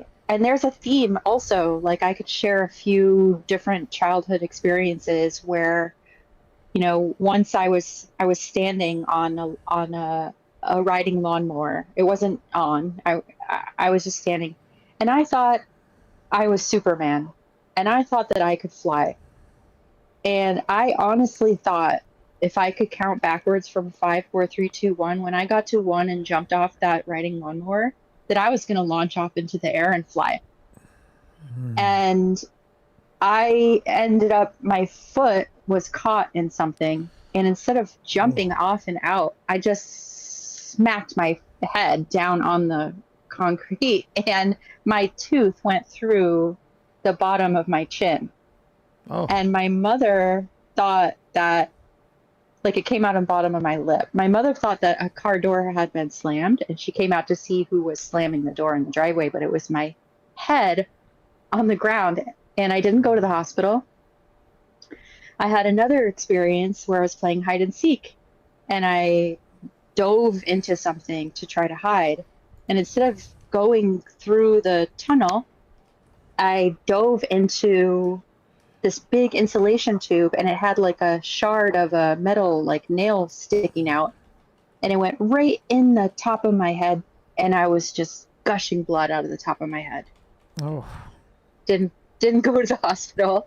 You know, all these different things where I was like doing these things like that kind of, as I'm thinking, like there's kind of a pattern, but I think all kids do things like that. But no, I had but loved hiking and climbing rocks, and I was, a cyclist, and I was, I knew how to operate a forklift, and I was lifting barrels of wine, and I was, knew how to like surf. I stood up on a wave, one time, swam in the ocean, and I felt comfortable. Like, I feel like you said, like there was this conditioning of me doing these kind of more physical activities that a lot of people wouldn't normally do, like skydiving. I went skydiving. I jumped out of a perfectly good airplane over Santa Barbara, and it was a beautiful experience.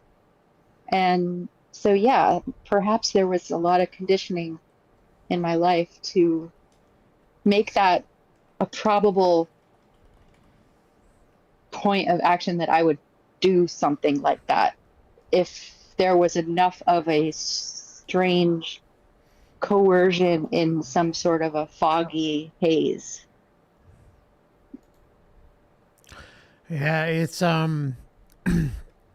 it reminds me of some of the Life Between Lives accounts that I've run across. There's a story or an experience that like just is like seared in my mind of of a girl who is, I believe it was from like it was in the time, sometime in the 1800s maybe. I don't remember the exact time period, but she's in a like a carriage, and part of her life script in pre-birth planning was about how she wanted to quote unquote experience existence on Earth from a different perspective than she has in the past lifetimes. And part of the agreement was to grow up in a decently wealthy family, like a nothing super rich, but like a upper middle class where, her needs would be met, but she'd be able to experience from a different perspective. Well, that different perspective involved her in a wheelchair as well.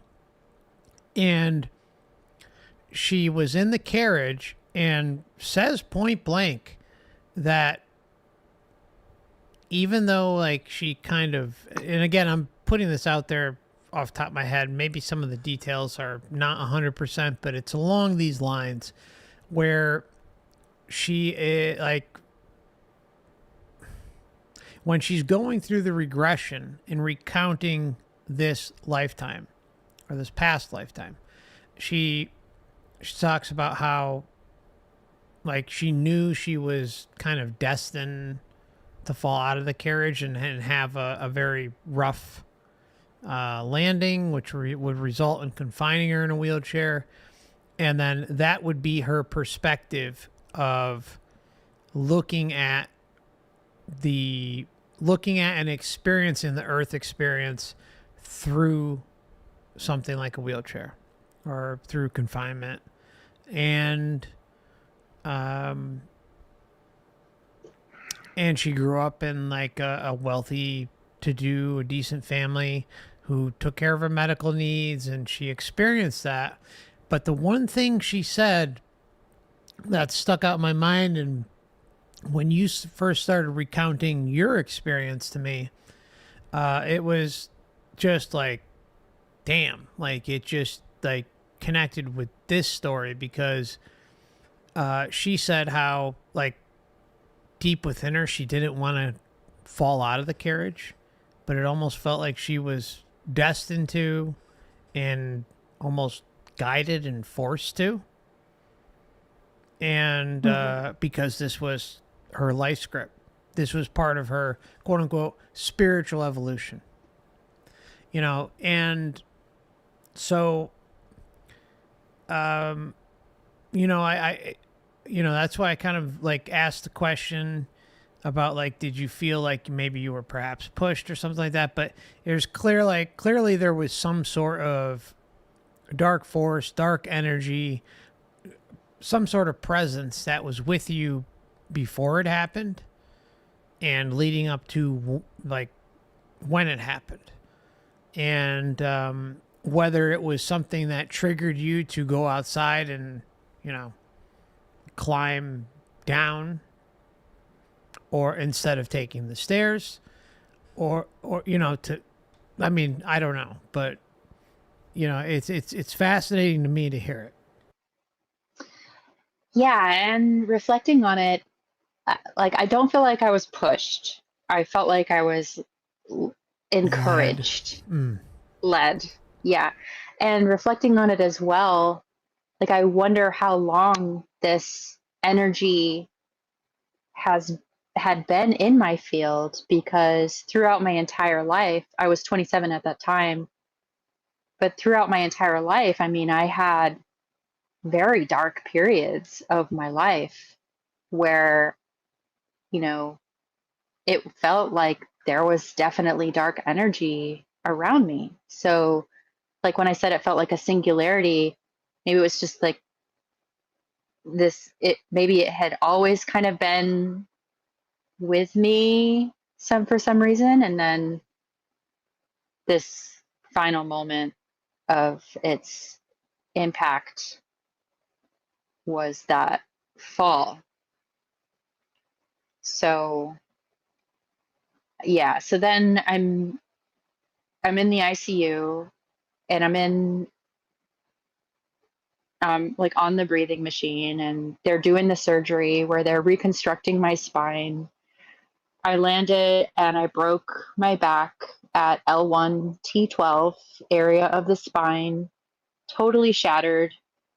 They had to use a cadaver's bones to like supplement some of the pieces of my spine.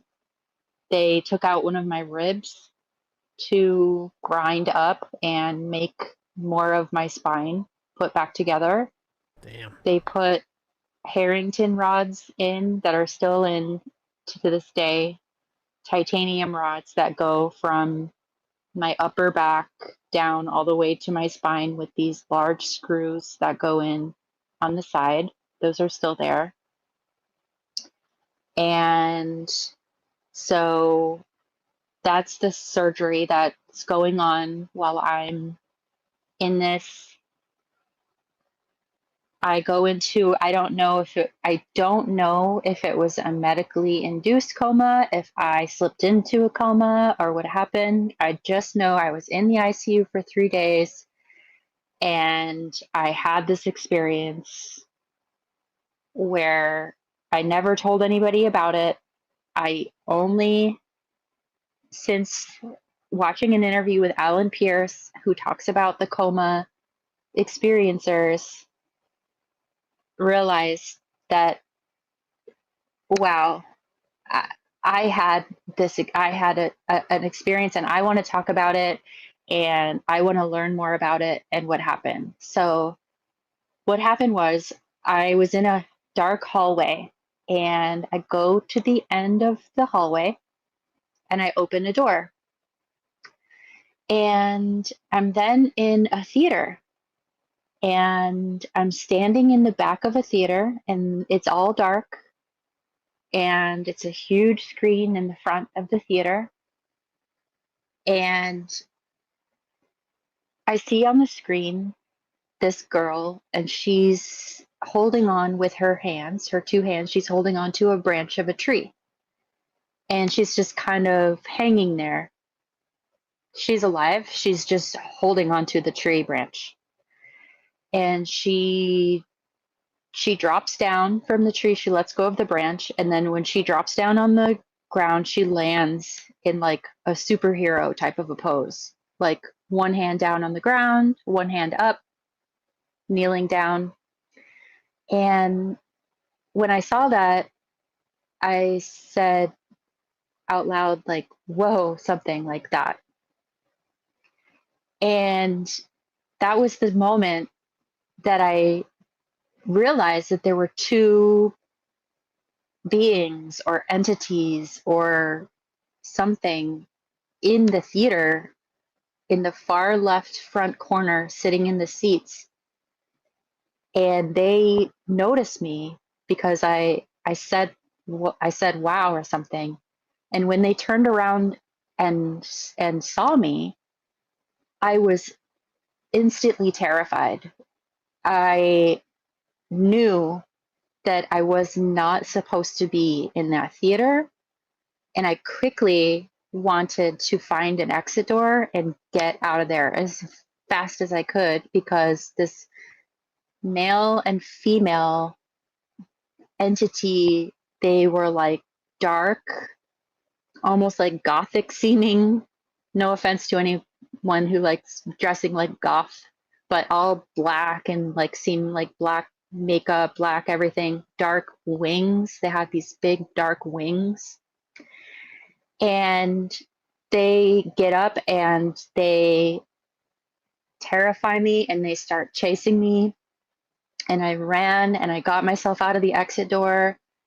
And then I'm flying. I'm flying. I'm flying like through the astral. And I'm just flying as fast as I can, looking back over my shoulder. They're right behind me. I'm flying so fast. They're flying so fast. I'm scared. I'm so freaking scared. I see these big like floating stones in the atmosphere, and I'm kind of like slaloming through these floating stone island things. And on some of them there's structures, and then on one of them there's a tree. And I raced to the one with the tree, and I grabbed onto the tree, and I grabbed on as tight as I could. And I just grabbed on as tight as I could, and they grabbed onto me, and they grabbed onto my legs, and they were pulling at me, and they were so gross. They started having sex with each other while they were hanging onto my legs. Wow. I thought that was so disgusting. And I was like, get off of me. Ugh. And it was terrifying. And then they finally like left, dropped away, because I would not let go of the tree. I would not let go. And then when they left, I dropped down to the ground below. And I don't know if it was myself that I was looking at on the screen, if I was the girl that dropped down from the tree. But I didn't remember landing in that like particular pose that she did on the screen. Did you recognize her? Not really. And still to this day, I don't really recognize her, other than like she would be like a character that you might see like playing like the comic book or something. Yeah, kind of like the Star Wars. Like I recently saw like the Star Wars Jedi, like the girl that played in that character, like with the different cloths and stuff on. I don't know who that actress is, but I didn't know her before that character, before this, or as this was happening. But yeah, so then I'm there and I'm by myself, and I'm looking around and I'm like, what do I do now? I'm just in this weird place. I don't know where to go, what to do. What were your surroundings at this point, if you can remember? It was just kind of like, it rolled out to be less of an island and more of like a sturdy like realm. It wasn't floating pieces anymore. I was on, like, it unfolded to be like a dark, foggy, mysterious, like sparse with so there's like this stone structure that is kind of like a house type thing, and there's like these dark kind of shadowy like bushes or something, and I don't know what, but I go to the right and I go into this this structure, and I go down another hallway, and I'm I'm sorry to in. interrupt. Can you Mhm, just close it's your okay. eyes while you're sharing Yeah. this with us? And Hmm. yeah, and give us kind of details that you're looking at Sure. with whatever clarity you have. Okay. So I'm first in a room before I go into the hallway. It's a dark, pitch black room, and it's kind of like the entry into this building, this house thing. And I don't know what's in this room. So I want to go to the right and go into this hallway that has like a little more light into it. And then I, if that I sense there's this room that's well lit, and I could tell that it's a kitchen, and it's light. There's like a lot of like yellow colors, like yellow and white. And I go in there, and I'm quickly startled because there's a very dark, very evil, very tall man, all dressed in black, like shape shifting, that crawls up to the ceiling corner and is looking down at me like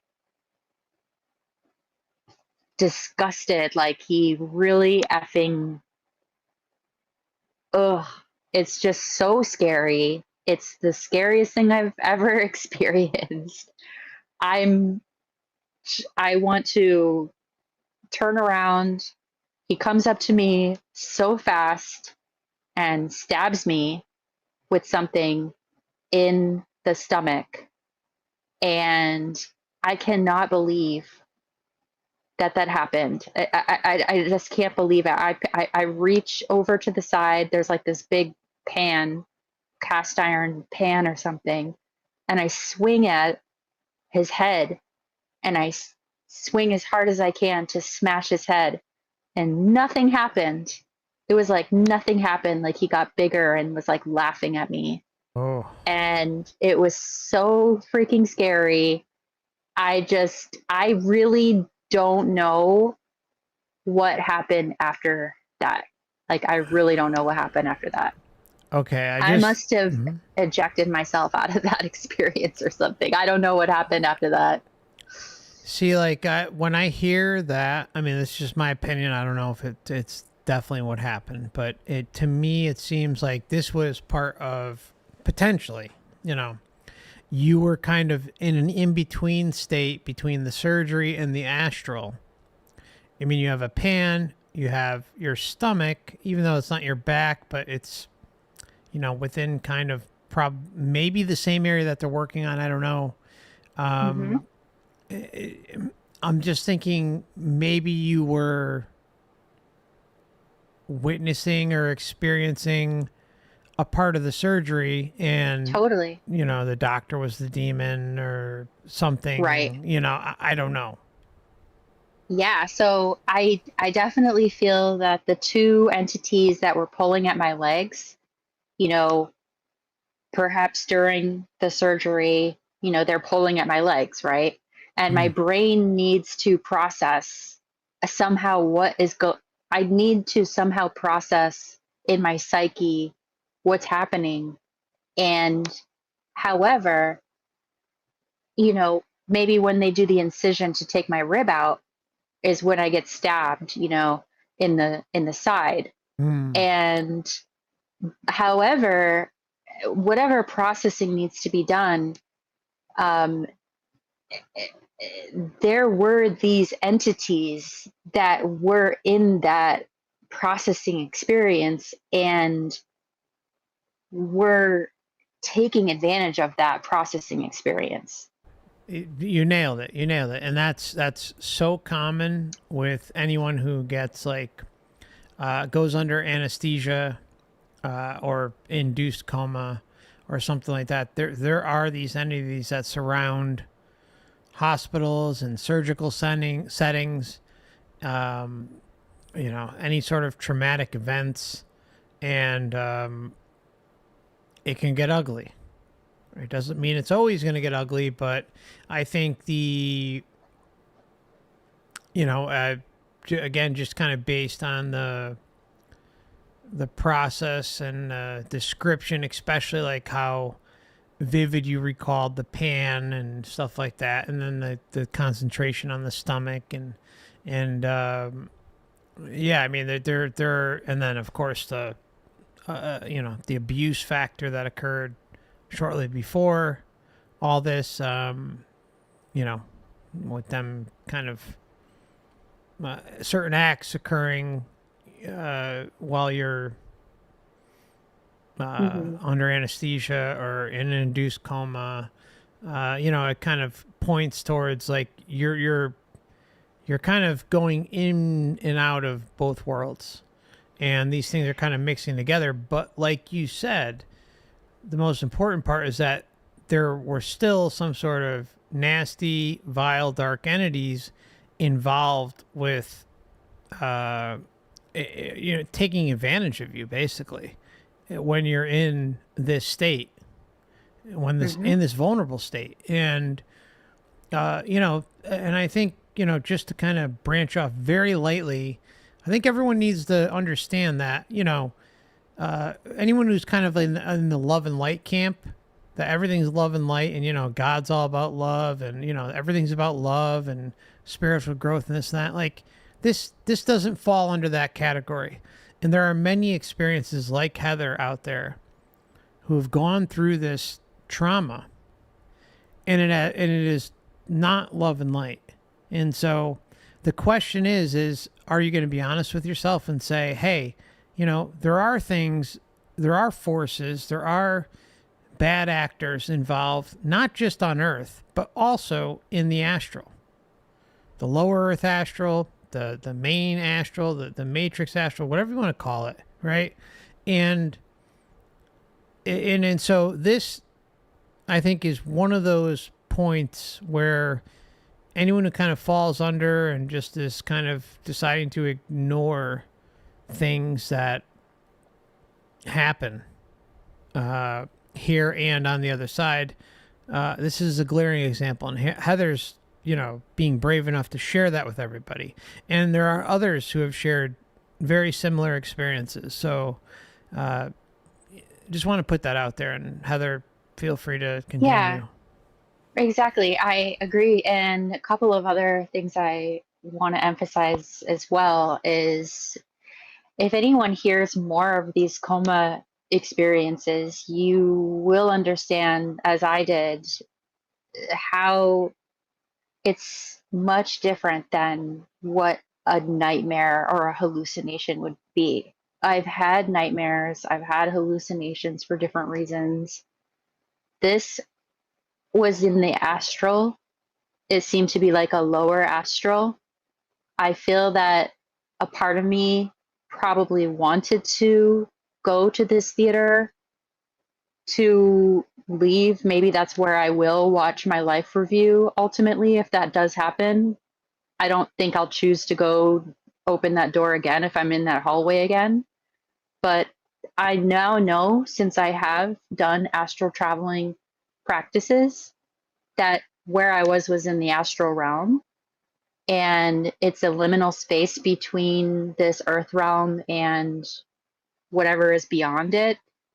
And there are entities, beings, whatever you want to call them, that are there waiting for vulnerable spirits to be projected involuntarily through trauma, or even to do traveling if you're not experienced, to confuse you, trick you, take advantage of you, especially if I'm in this state and I'm scared, I'm vulnerable, my hands are tied, I'm left to the,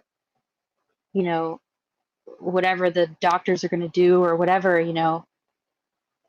and my soul or my spirit or whatever is kind of in this traumatic vibration. And so that's like a moth to a flame for any type of beings that are in there. I've heard since other accounts of these coma experiences where some people like are in a loop where if they're in a longer coma, this type of thing will happen over and over and over and over again. I'm Yeah. so glad I only experienced it once. I couldn't imagine if I had to keep experiencing that over and over and over again. But it wasn't a nightmare. It wasn't a hallucination. I was in the astral realm and I was being taken advantage of. And I know since I've had other astral experiences after that, I'm almost familiar. Like, okay, so that was kind of a lower type realm. And then I've experienced other. So I just wanted to make that point clear. It wasn't a dream. It wasn't a nightmare. It wasn't a hallucination. I encourage anybody to look up Alan Pierce or listen to other accounts. Like on Dan's has another account that's very similar to mine, where this woman said that she was in a coma and she was in the presence of an archon, and that he had these two like minions or something that he sent out first, and then she encountered him. And it was when I listened to that, it was like gave me chills because it was exactly how I felt that these beings were that I encountered. Yeah, I think, yeah, it's good. That's good that you put that out there. I think it's important. And appreciate you being able to kind of, put this publicly to everybody. I mean, it's a really brave thing considering everything you've gone through. And the coma loops are just off the charts. I've covered some of them, and some of you may have. Sorry, I'm losing my voice a little bit, but Oh, that's okay. 1 minute. Take your time.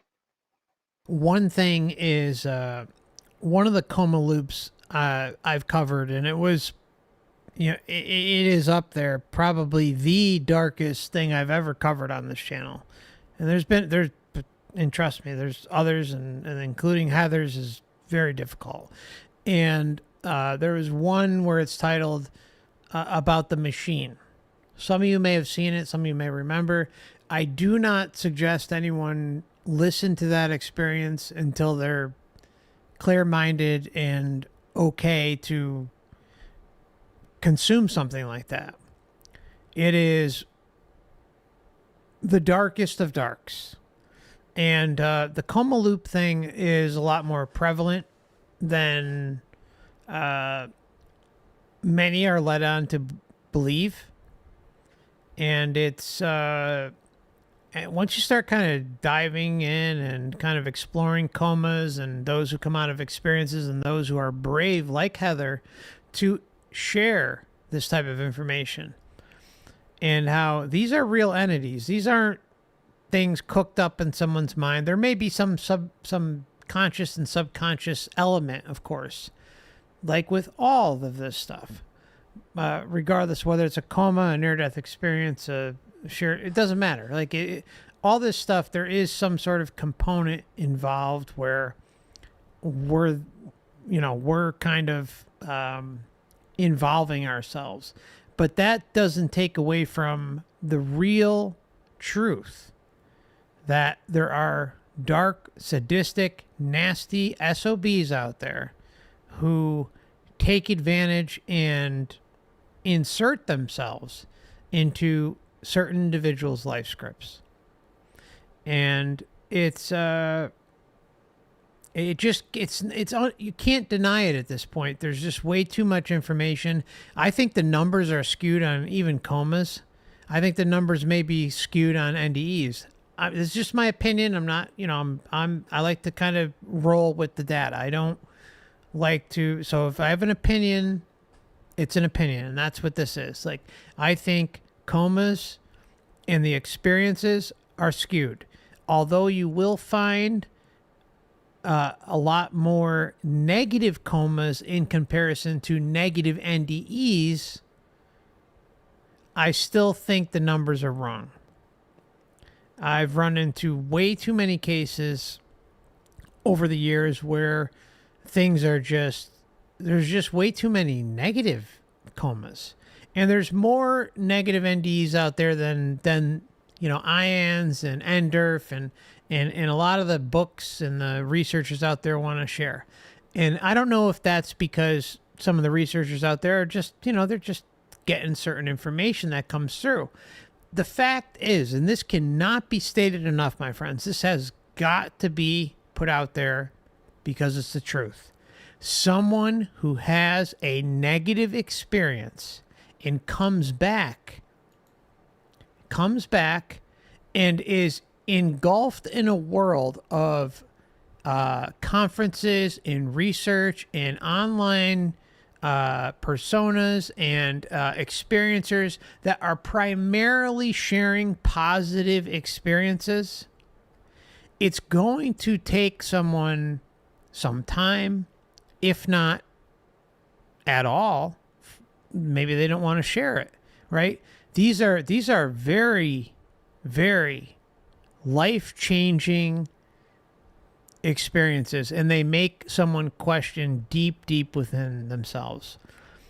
And when they are confronted by a system that is pushing and quite frankly, and this isn't my opinion, this is fact, when someone comes back, they are herded into the love and light communities, the new age communities, the love and light side of all of this. And I feel that the negative experiences are heavily suppressed, not just by researchers possibly, but also by the very nature of the experiencer themselves.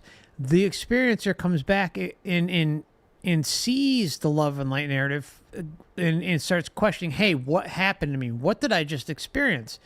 And so they feel gun shy to experience, to share what they experienced, even if it's negative. So I think there's a natural suppression going on there. And that's not necessarily on purpose, but it's because of the nature of the research, the nature of the online communities, the nature of the new age, the nature of the love and light and all that stuff. So I do not blame experiencers. I just feel that we're lacking a true percentage, a true accurate number just because of what they have experienced and because they are walking into something something that is the polar opposite of what they've experienced. I can't say for certain, but I feel that there's more than enough there to make an assumption. So again, it's not based on data, but and anytime I have opinions, this is it. It's just an opinion, but really, I feel that's where we're at, and there should be a lot more out there that support the negative side of things so that we can get a little better accurate read. Yeah, there are groups, there are communities, there are, support groups and meetings and stuff like that for some of these individuals who have those experiences. But I think it really, really sets the tone when someone comes back and they are basically like forced into the new age love and light side of all of this, and they have had a hell-like experience. So that's my opinion. Yeah, well said. I think a lot of people can be embarrassed as well. Like, oh, why didn't I absolutely have a beautiful experience? I mean, however, the next day after I'm out of the ICU, I'm in recovery room. A woman comes in to do Reiki on me, which I never knew about at the time. This was 17 years ago. And she's like, can I do some energy healing on you? Like a friend sent her in there for me.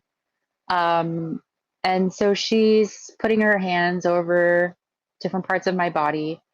And when she puts her hands over my heart, I have this I go into an altered state of like I'm experiencing in my mind's eye this vision of the fall, but instead of it being a fall, it's like I'm being gently laid down on the ground by this loving angelic. I thought it was angels. I thought these angels had recreated the incident and had gently laid me down, and no longer was it this accident. It was now like this, like I was laid down in a gentle manner and delivered to this new chapter of my life.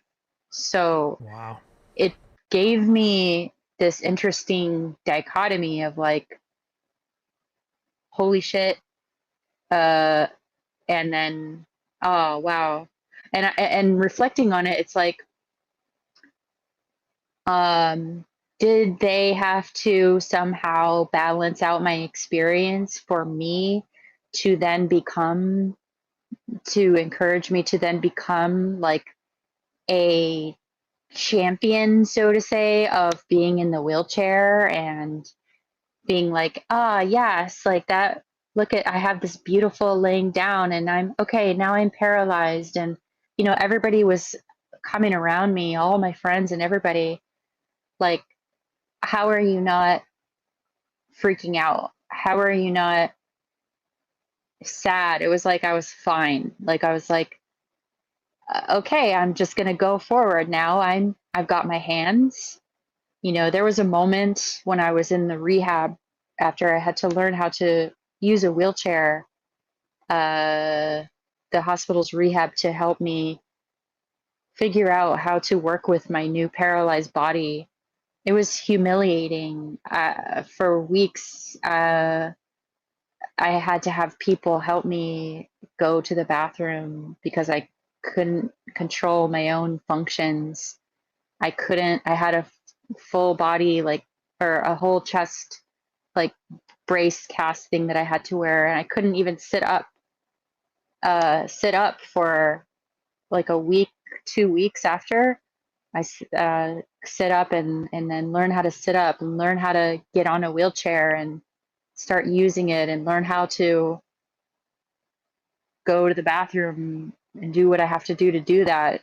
You know, it was humiliating, but like the nurses and the people there, you know, they were really excellent in Santa Barbara Cottage Rehab. It was a really beautiful experience. They had a pool there that they helped me get into the water therapy to do water therapy. What was the Um, name again? Let's give him a shout out. Santa Barbara Cottage Rehab. I don't know if they have a new name now, but that's Well, it's what always that good to was. hear that others were treated with respect and dignity. Yeah, yeah. And so then I'm out, you know, it was privately funded. So like I was only able to stay there for a certain amount of time. And I didn't have insurance to help take over the rest. So luckily I was able to be there for 3 weeks, I think a month. But then I was out on my own, you know, paralyzed, no family, no partner, trying to find an apartment. What am I going to do? What the hell am I going to do? I couldn't even get into my apartment. It was up, you know, had to everybody move out my stuff for me, put it in storage, you know. So the person that I was with beforehand, the year before or a couple of years before when I did that bike tour with my boyfriend at the time, he said, "Oh, you can probably stay with my mother. She lives you know, she lives in Santa Barbara. She's renting this apartment building or apartment on the beach. So maybe you can live in her condo with her." And so she said, "Yeah, sure. I'll host Heather. She can have my room and I will stay in the living room and sleep." She set up like a mattress for herself, like on the floor in the living room. I just felt like it was incredible, like that she was doing that for me. I didn't really know her very well, other than that was my ex-boyfriend's mom. So I'm there. I'm trying to get Heather, I off of, mean, like this yeah. is like such a turning point, and I really want the chat and everybody listening to pay attention. It Mhm. like this is when the life script comes glaring out, and it's I'm sorry for interrupting. I am. It's just No, it's fine. it's so profound what you're about to hear. So again, just what Heather said. Okay, so meanwhile, okay, so just to set things up, Heather is living on the West Coast, right? Hmm. Okay, in California.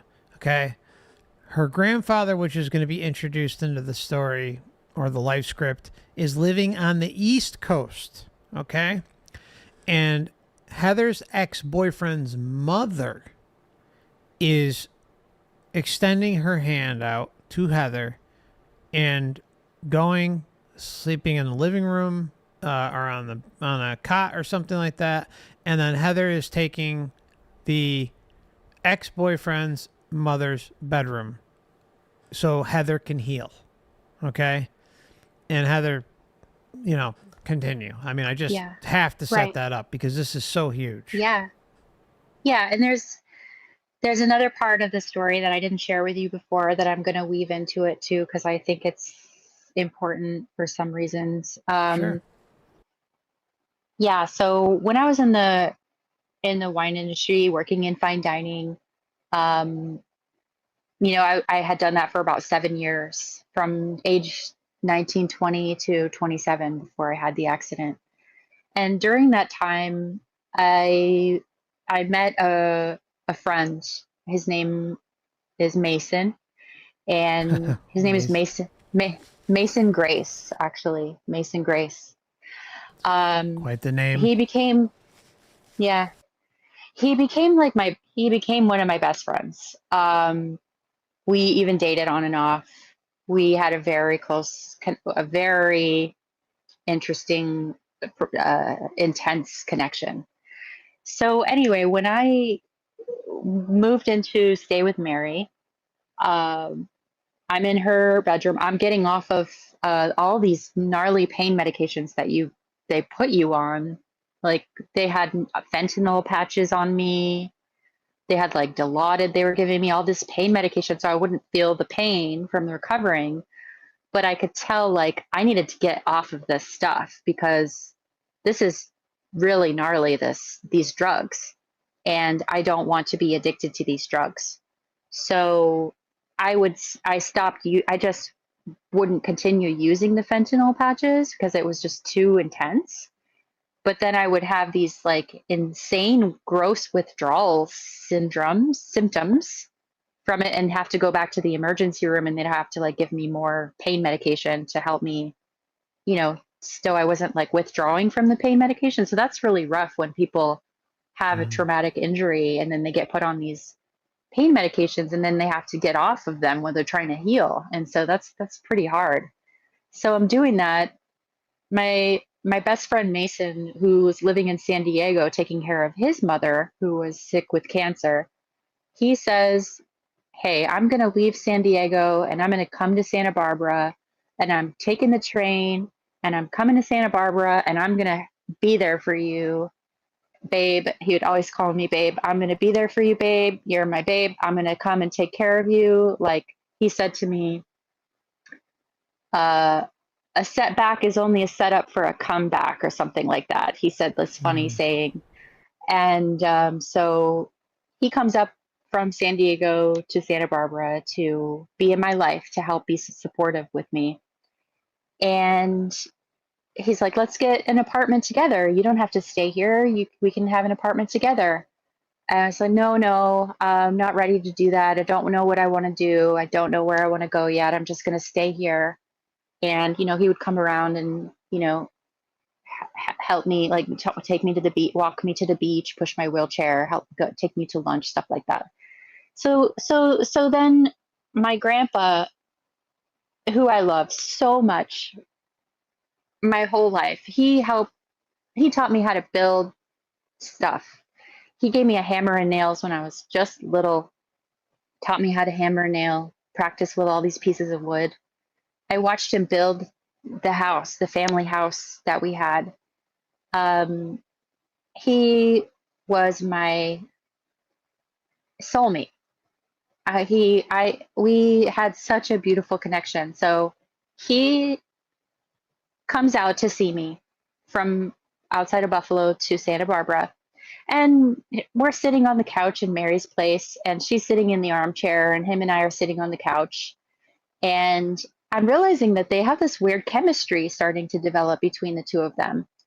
And I'm like, my grandfather's last wife, who had passed away like the year before, so he was single, quote unquote. And we go out to dinner, and then she's making some, like, she's being flirtatious with him, and he's like picking up on her vibe. It's so strange to me. I'm like, what the heck is going on? And so he goes back to New York, and I'm telling Mary, like, oh yeah, my grandfather's amazing. If you want to be with my grandpa, you should go be with him, because he's the most incredible man you'll ever meet, and you would be so lucky. And so she's like, they're exchanging emails, and he invites her to come live with him in New York. So I had this fundraiser at the Contemporary Arts Museum, where a lot of people in the arts and the wine food community come together, help me raise some money so that I can rent my own apartment, find my own apartment. It was $2,000 a month at the time. This was 17 years ago. Santa Barbara's incredibly expensive. I find this apartment. It's all lower level. I move in, and then I hear, like, I'm talking to my grandpa, and he's like, yeah, Mary's coming out. She's driving across the country to live with me, and I think I'm going to ask her to marry me. And I'm like, wow, that's incredible.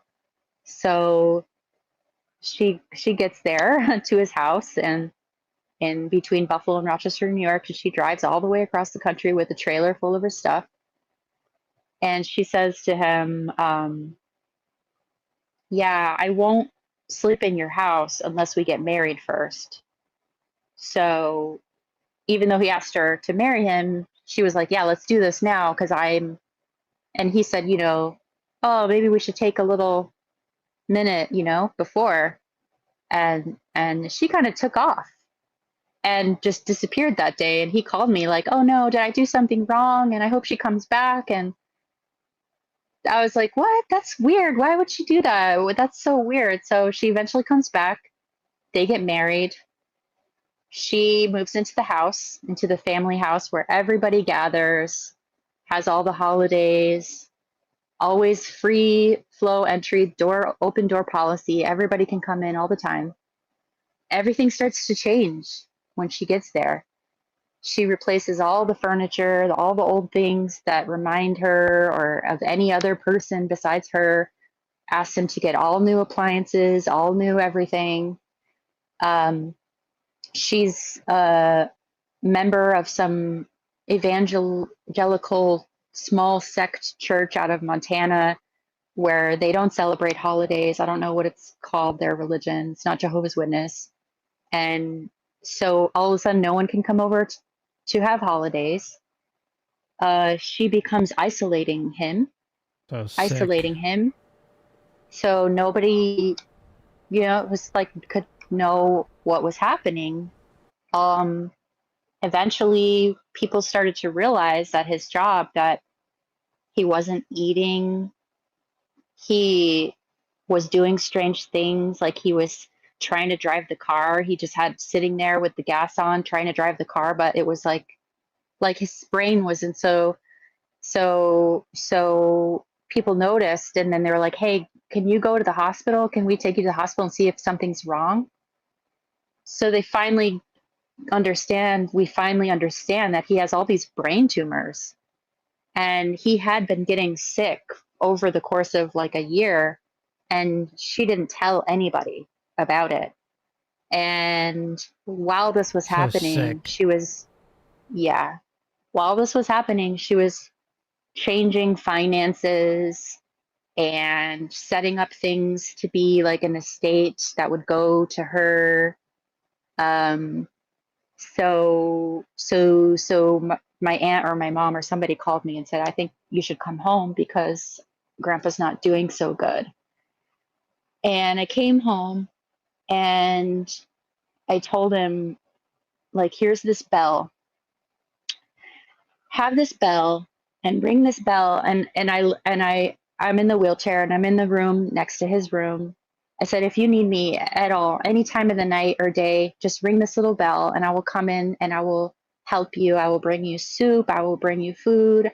I will watch shows with you. I will hang out with you, because Mary was in the living room watching TV and drinking wine and not even being comforting to my grandfather at all, while he was getting more and more and more debilitated. So he was going to get surgery. I was like amping him up, like, yeah, get this brain tumor surgery. It's going to be great. It's going to be fine. And then they checked and he actually had tumors around his heart, so they couldn't actually do the surgery. So then he's on hospice. So then I'm like, what the hell? How is this happening? You know, he can barely walk. Mary's like forcing him to get up and walk to use the bathroom. And I'm like, he can't walk. He needs to be using a wheelchair. Stop forcing him. He fell in the bathroom door. He jarred his leg in between the frame of the door.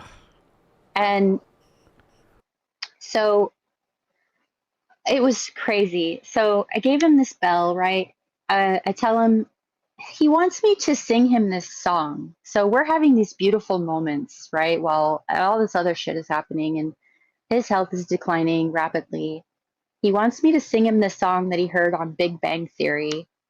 Something about like, soft kitty, warm kitty, little ball of fur, happy kitty, sleepy kitty, purr, purr, purr. So I'm like, okay, whatever you want. You want me to sing that to you? Occasionally I will. So I sing him this song once in a while. And he's like, hey, Heather, uh, can you take a picture of my carpentry plane? Because I have these antique tools and I want to list it on my eBay and I want to sell this and, you know, list it for $700 and then put it on my estate when it sells or whatever. And I'm like, okay, I'll do this for you. So I log into his eBay account and yeah. So fast forward, we sell the plane. It sells for $700. Somebody bought it. He's on hospice, so people start giving him like morphine, whatever. So they bring a hospital bed. He's laying in this hospital bed. He just stops talking. He closes his eyes. He's just losing his integrity. And I'm in there. I'm crawling up on the hospital bed, laying next to him. Just, my heart is breaking. My heart is breaking. And nobody else was doing this. Like, okay, everybody, we're losing this man. Hello? Hello? Why are we giving him these drugs? Why can't we try? This is just the way it is, Heather. Just let it happen. And who's saying this is the way it is? Mary? Just my family, everybody. Family, okay. It's just like, Mary's just not even, she's there, but she's just like in her own world. Yeah. Yeah, she's in her own world, drinking wine that her fabulous son imports the wine, and she's so elitist. Like, nobody in this country bumpkin town knows anything about this amazing wine she's drinking. And like, oh my God. So, excuse me, I'm sorry. I just have a lot of resentment. No, don't say it. You're nothing to apologize for. Let it all out.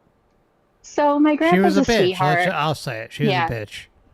My grandpa's a sweetheart. So he's making birdhouses all his life, you know, feeding the birds outside, always loving the nature, doing what he can, loves animals. And so, well, he's in the hospital bed 3 days in his office, not making a sound, nothing. One day, like, my mom's on one side, my aunt's on the other side of him. They're both on their cell phones. The cell phones are dinging, the notifications are on. I'm at the foot of the bed. I'm just thinking, this is crazy. This is crazy. I didn't tell you guys that the day before, Mary goes up to my grandfather while he's still kind of lucid and he's still able to look at you and communicate right before the 3 days. She says, because you're not religious, you're probably going to hell. And Wonderful. that scared my grandfather because here he is at the end of his life. Someone just tells him that he trusts and he thinks knows everything, that he's going to go to hell. So that he told me that. I was so livid. So then it was my mission those 3 days while I'm like laying with him, talking to him, whispering to him, even though he wasn't opening his eyes or talking, saying, Grandpa, I love you.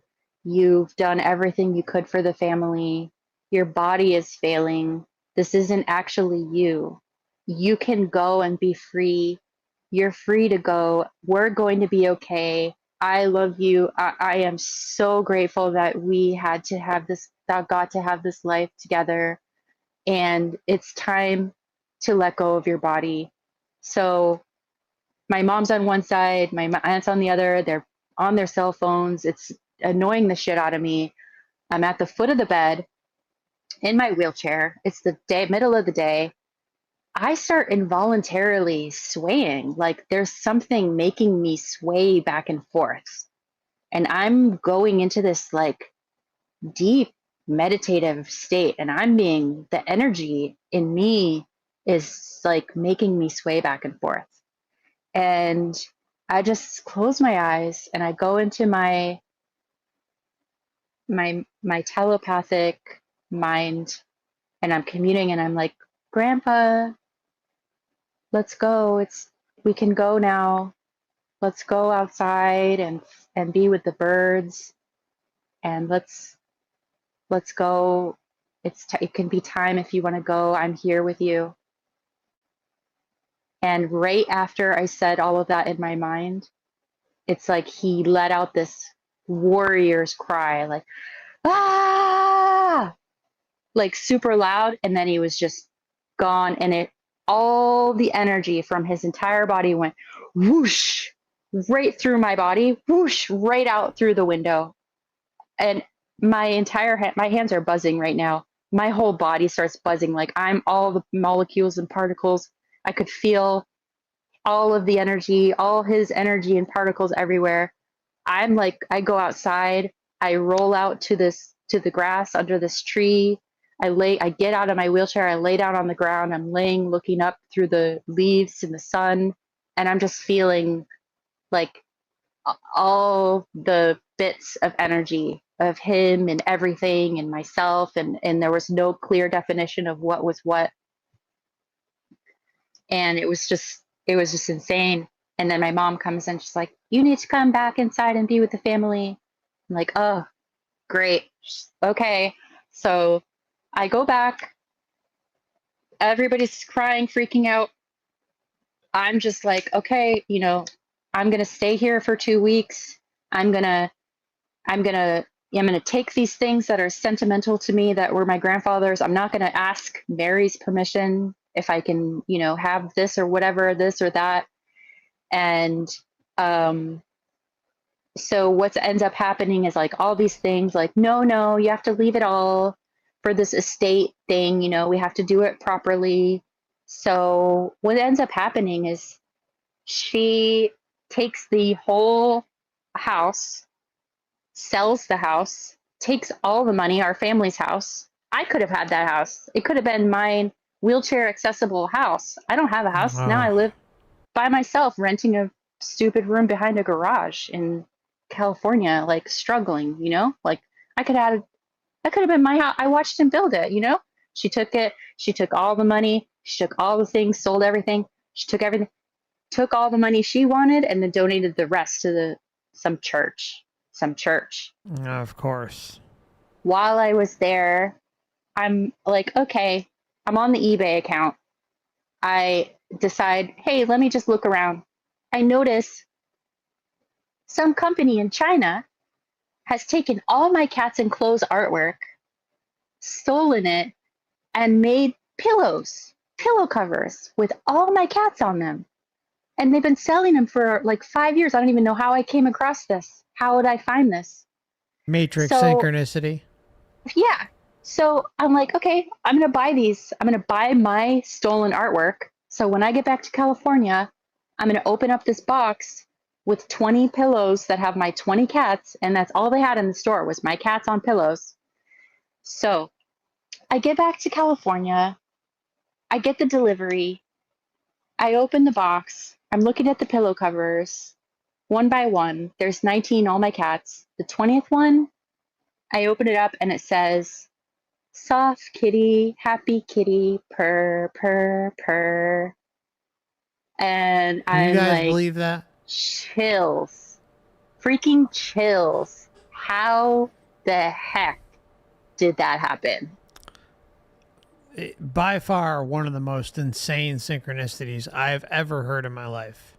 I've experienced some wild ones, but like just and like you have this connection to cats, right? Like it's embedded into your artwork. Your grandfather probably, I would assume, saw what you did. And Yeah. then there's like this vast time period that goes over. He's singing the song to you, wants the song sung to him upon his deathbed or leading up to his deathbed. And then there's another period of separation where you just so happen to run across some Chinese seller who is forging your artwork, and 19 of the 20 pillows are your art, and the 20th is the quote that Grandpa was singing leading up to his death. Now, how insane is that, everybody? Insane. I mean, like, just defies And from logic. New York, Yeah, from New York to China to California. vagina. Yeah. Well, I have this pillow Insane. cover still. I looked at the site. They still didn't have it up. They did not have it up. It was just my art. They'd never sold this pillow cover. It was a glitch in the matrix. It was what is that? What is that when that happened? It was it meant for you. Yeah. It was clearly meant It for was you. my grandpa. It was him communicating. It was your life scripts intertwining. The fact that you're on the West Coast with Mary, is your ex-boyfriend's mother, and Mary is kind of helping, quote unquote, nurse you back to health. And somehow there's a connection where Grandpa comes and visits you from the East Coast in New York all the way to the West Coast in California. And somehow their lives converge upon one another in a clearly, like the most insanely obvious life script moment that it was so obvious. And like when we were first speaking, Heather, I told you, like, Heather felt bad, and I was like, do not feel bad. Like, this was completely destined to happen. It was part of the life script. It's part of the soul group. Like, this is like one of the most clear-cut examples of a soul group. You have individuals on different coasts. You have a degree of separation where there is Heather dating a guy. They become exes, and the ex's mother takes her in, gives her a bedroom, and somehow lives converge between different coasts involving her grandfather, and then and then Mary steps in, the ex-boyfriend's mother, and robs the family blind. I mean, just and then you have the whole the pillow thing with the artwork. I mean, just think about the chain of events that Heather shared here. This is just Wow. So, like, just mind blowing. And so, thank you. I mean, I didn't mean to interrupt, but I mean, No, it's I just okay. really, like, I want to recap that so everyone can appreciate the depth of how obvious the life script is here. I mean, it's so blatant, and the synchronicities. Yeah, so I get home, that happens, and you know, I lost my grandfather, and it was in a very tragic way because I felt like I had something to do with it, that I put them together. And even somebody in my family said like, "Oh, you should have let him just get a dog," you know? That's the fear of And I guilt. just, That's the fear of guilt shame matrix part of things, Heather, and it has nothing to do with you. yeah. And then Nothing I to do get with you. home, and then, Mason's asking me to live with him, and I say no, I can't. So he gets his own apartment to be near me still. And then I get a text in the middle of the night from a mutual friend, and it said Mason's dead. And so Mason's by himself in this apartment, and he has some sort of like epileptic seizure or something, and chokes on his freaking tongue and suffocates and dies. Wow. So I lost my best friend right after my accident, losing my grandfather. I mean, it. So I go into this like total existential crisis, right? I don't know what reality is anymore. Who am I? What's going on? Why is all this crazy shit happening? Um, I yeah, The name is interesting too. I mean, yeah, Mason Grace. yeah. I mean, it just yeah. I mean, Mason Grace. So I heard that and I was like, what? I mean, any? Do you know of any connections he might have had? Like, just out of, I mean, probably didn't, but maybe he did. Like, any connection to Masons, Freemasonry? Um, oh, I don't know. I really don't. I don't think so. He was incredibly intelligent. He was a genius for sure. But at that time, I didn't know anything about that esoteric type stuff, and we never had talked about that either. And Okay. just to be clear, like it wasn't exactly the same time. Like I got into the story with my grandfather, but like there was a gap in time of Mason's death, but it all was around the same time. So Sure. I couldn't tell both stories. I got into my story of my grandfather, and then telling about this story. So anyway, but what it does is it leads me into like having this existential crisis, not knowing what to do. I go into periods of meditation. I'm like alone. I push one away. I'm crying for like 3 months, 4 months straight. I don't know what to do. I start learning about non-duality. I watch these sat songs that are like 4 or 5 hours long, and all these pointings to like, you know, the non-dual teaching, stuff like that. And one day I just have this epiphany about God. Like, God is omnipresent, God is omniscient, God is. So I was just like, I had this experiential awareness after I had gone through so much grief and sadness for 3 months. And then I have this breakthrough where I have this like spiritual awakening, and I felt like this beacon all of a sudden, this beacon. So I start making YouTube videos.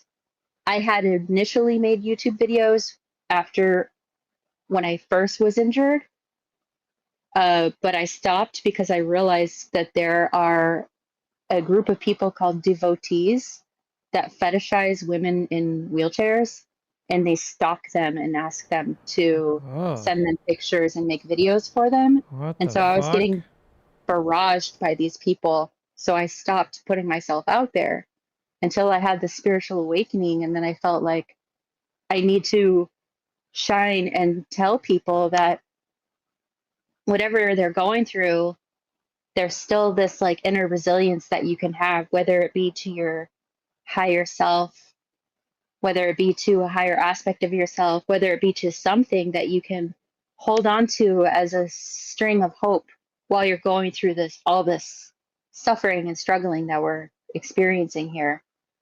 And I mean, I was having all these crazy Kundalini experiences, like all these interesting like lights going off in my head, really weird dreams about being a point of light in the void, and then there was another point of light and it was showing me something like a symbol in the sky.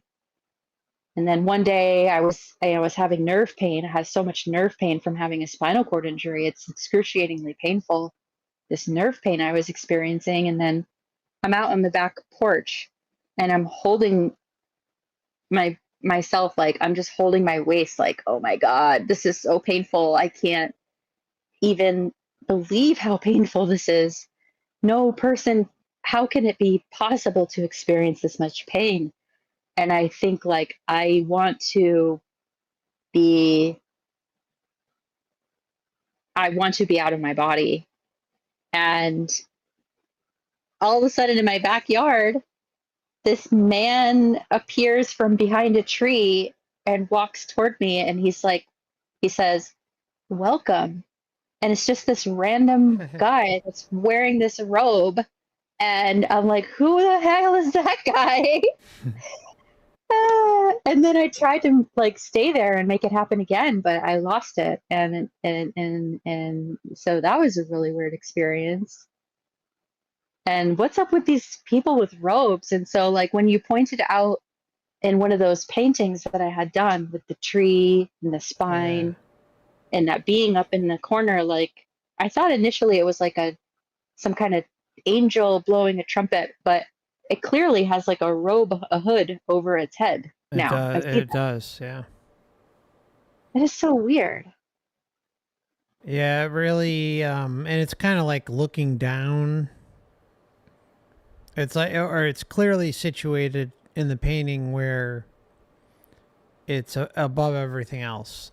You know, perhaps in the astral. I mean, I don't know. That's why, like, when we first started talking, I was asking about details. I mean, I didn't know anything about the paint. Oh, I didn't know. Yeah, here, we're going to put the screen on. But I didn't know anything about... this might clear up a little bit. I didn't know anything about, you know, the looks or anything. Like, I was just trying to extract some information out of Heather to see if she remembered any physical attributes. And the robe thing, guys, it's a common occurrence. Like the robes, the hoods, those things are a very, very common occurrence in experiencer cases across the board. And but sometimes you can see facial features, sometimes you can see eyes, and then sometimes you can't see anything at all. Maybe sometimes you'll just feel the presence of a robed figure or see a silhouette of a robed figure that isn't necessarily physical, quote unquote physical or material, but, and then other times you won't.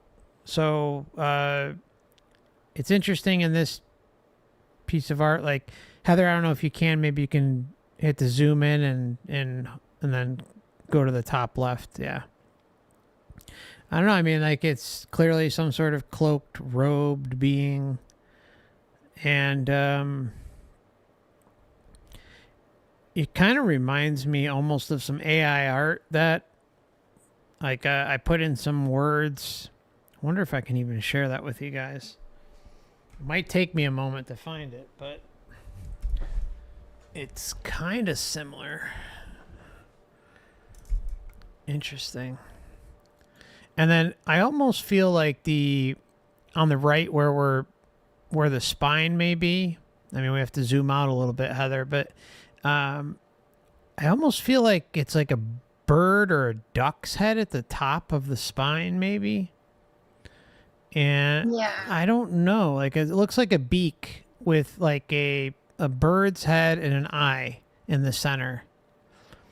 And maybe the round thing is kind of a representation of the heart almost. I don't know. Just throwing it out there. Something really weird with these birds that I painted, you know, like I had the other images of the birds, these little birds that had fallen. Because after I had the injury, I got an artist residency. I could go to Vermont to paint. They had a scholarship for someone in a wheelchair who was an artist. They said, we are giving a scholarship to any female who's a paraplegic, who has a spinal cord injury, who's a painter. Wow. So like, okay, I will apply. And I'm trying to go down.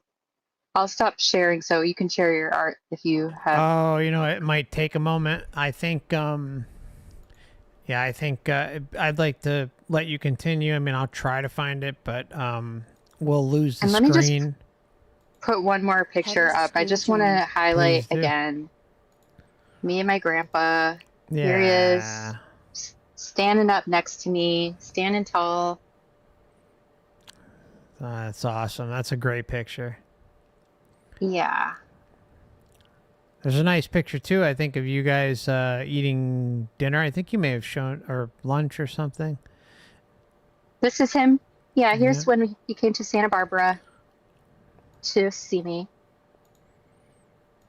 Okay, might take a moment to pixelize. That's awesome. That's a great picture. Yeah, so like Grandpa is a big part of your life, and it's just great to see. And then, yeah, here's the one where we're having some dinner. It's awesome. Yeah.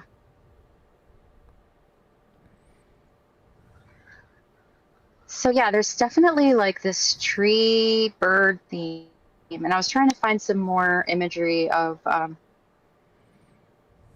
Anyway, during the artist residency, I had this precariously balanced stick. I was a part of the installation that I was doing, and here's another painting series I did, which is interesting, called Invisible Cities. I titled it. And it's weird because when I go into the astral, I go fly through these cities. And look at this, Mark. Doesn't this look like kind of like a big blue cube? Holy crap. Yeah, I didn't even realize. Really? Yeah, you got blue cubes, a number of them. And I don't even think we talked about the blue cube thing, but you've got a number of them. You've got, I've got at least half a dozen, probably a dozen, or way more. Wow. I didn't even realize that until just now. So I'll just tell everybody, this was, so a year ago, I was wondering, like, why am I getting so much weaker? Why does it feel, I'm going to stop sharing my screen now. Why does it feel that I have some autoimmune disorder? Like my hands aren't working anymore. I can't hold a paintbrush anymore. I can't paint anymore. My hands are weak. My arms are weak. My whole body's getting weaker. I'm like laying in bed. I can't move. It's so painful. I finally get diagnosed. I understand that I have this. 8 months ago, I was diagnosed with this rare, incurable, progressive spinal disorder that manifests because it affects the flow of the spinal fluid. So it recirculates toxins back into the body because there's this massive scar tissue that's formed that only happens to people that have this predisposition to some connective tissue disorder. So it's like incredibly rare, and nobody knows how to treat it. And it's just one of the gnarliest things that someone can experience. I'm reading up the literature about it. The last year of my life has been absolute hell. Like, I can barely move now. I can barely pick up. I have to hire people. I have to, get these insurance programs through Medi-Cal and Medicare to help me pay for people to come in to help me make food and help me do chores and to help. I still have all my art around me, but I can't take it out and catalog it. I can't write anymore. I can't even really read. It affects my eyesight.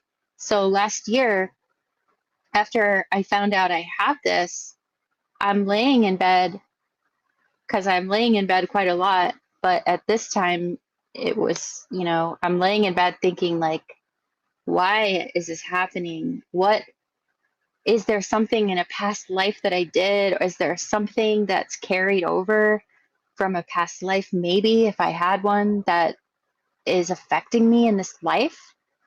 And so I go into this lucid astral travel experience that night. I'm flying. This time the cities are large, really big, like these amazing. I'm flying through this like ancient city. Like, what is this? I'm thinking like Atlantis? Is this like, what is this beautiful, futuristic, crazy city I'm flying through right now? Flying through the Any city. Greek resemblance? Maybe. I mean, it was just like Greco-Roman at opulent, all? amazing, huge, really extreme, like ancient yet futuristic at the same time. Okay. I fly through this city, and then all of a sudden, I'm like flying up on this huge blue cube with all these nodules, like these blue neon nodules, and I fly through this cube. And then the next thing I know, I'm in this realm and I'm talking to this girl and I'm telling this girl, I say, do you know about Valhalla? It's like purgatory, like this limbo. And I'm trying to relate it to her, these terms, like trying to explain what purgatory, limbo, Valhalla, like a Valkyrie, like what that is, like all that kind of stuff. And then I wake up and I get in my, I get in my wheelchair, I get up, I have to go outside and do something. As painful as it is, I have to get outside and do something because somebody accidentally threw something away in the trash and I had to go get it. It was like this ointment that I needed to use for my skin. And I'm out there and I'm like trying to get this thing in the trash. And I look across the street and there's this truck parked across the street and the license plate says Valkyrie on it. And I just woke up from saying Valkyrie in my dream, talking about Valhalla and the purgatory and flying through this blue cube. And then after being introduced to your channel and then being introduced to Dan Overwatch channel, and then I heard him talking about this cube. I'm like, what about, I knew that there was like something with like the black cube, in history, but I didn't know about this like big blue weird cube thing that apparently exists that I flew through. And then I was like in a realm talking to this person. What the heck is this cube about? And then no wonder I'm painting the cube over and over and over and over and over and over again, like an insane person on these huge paintings, titling them Invisible Cities.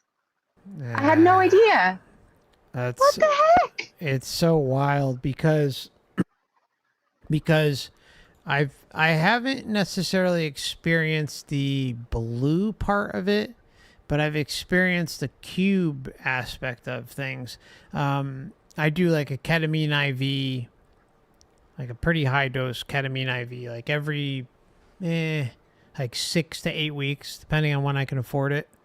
And it's ridiculous. It gets ridiculously expensive, but it helps with my mental clarity and what I'm kind of going through on my own. But I feel sometimes, well, I don't feel sometimes, it happens quite often where I feel like I'm weaving in and out of cubes. And like they kind of have a different representation within those cubes when I go through it. I mean, it sounds wild, perhaps unbelievable, but they feel like layers within layers within layers. Sometimes they're cloudy, sometimes they're colorful, sometimes they're vibrant, sometimes they're dull, sometimes they're dark. Sometimes there's scenery, sometimes there's not. I mean, it's so you hear with breakthrough trips a lot. It's just hard to explain, unless you've kind of experienced it and gone through it yourself. And I don't know. I mean, it's sometimes I feel like I'm zooming out of out looking down at a massive cube, but there's a bunch of small cubes within the main big cube, and then I kind of zoom into the small cubes. Not necessarily all of them, but I'm kind of zooming in and out of a few throughout my journey. It might not be a ton of them, but it looks like it's something on a grand scale, like probably hundreds of cubes, and they're not blue. They're just kind of almost like silhouettes, but they're cubes within cubes. Like there's one big one, and then there's the smaller ones that make up the big cube. It's wild, but that's all I can really share with you. I mean, I want to share the. Mm-hmm. Sorry. No, go ahead. The picture I drew when you asked me what did the cube look like, and I drew that, there's a screen and then I joined. just put it up on the screen. Oh yeah, I'm glad you shared this. Yeah, it's so. Yeah, when I saw this, it was kind of telling. It's very similar. Like it's on like such a massive scale, and yeah, I mean it's pretty damn close. But like I'm like looking down, kind of like your body's kind of zooming into one of them. I don't know. I mean there's like really no way to explain these things because it just like everything just happens, and sometimes you're just kind of veering into certain different realities, but I've been on ketamine before and various other psychedelic or dissociatives, and you can revisit some of the same places, which is weird. And we see confirmation after confirmation after confirmation from a number of individuals out there who go and visit and experience the same places, which seems to indicate quite clearly that these are actual places you can visit. Whether you can kind of program yourself to do something like that, I don't know. But because they're so prevalent in the breakthrough trip community out there who are sharing trip reports, it indicates heavily that these are constructs. These are not just something of the mind. And there's even similar entities, if not the same entities, within these pockets of reality or pocket realms, so we say. One of the things that like you were talking about earlier, you almost felt like, and correct me if I'm wrong, but you were saying something similar that kind of rung out in one experience I had. I felt like I was in one breakthrough trip. I felt like, I was lost. But I was also towards the middle end portion of where I was, I guess, exploring or just kind of traversing. I ended up in a very, like, the best word I can describe is like, it's like a soft pillow, embracing type realm. Not like love bomb realm, but it was like something was there, and perhaps knew maybe I was kind of took a little bit, maybe I was giving a little too much that day. and I just went into this soft, amazing embrace, and it kind of helped me land back down into my body, like very slowly over the course of like the latter portion of the experience. And I just landed it almost, I mean, it sounds insane, but it felt like I was almost in like, I wasn't in a spaceship, but if I had to put terms to it, that's what it seemed like. It seemed like it didn't feel like, you know, Star Trek or anything like that, but it felt like I was kind of in a protective bubble ship type thing, and I was just being softly and slowly brought back down to my body. And like there was even kind of like almost like a sound effect at the end when I had landed, and then I slowly started to come out of it and recovered. Another crazy one was, and this was like one of the first few times I did ketamine. It was wild. I was traversing through, this is the best of my memory, guys, so it might be a little spotty. I think I've shared it once before. I was traversing through like a forest, and, you know, I'm a nature guy. I like getting out and hiking, and, you know, and I enjoy nature.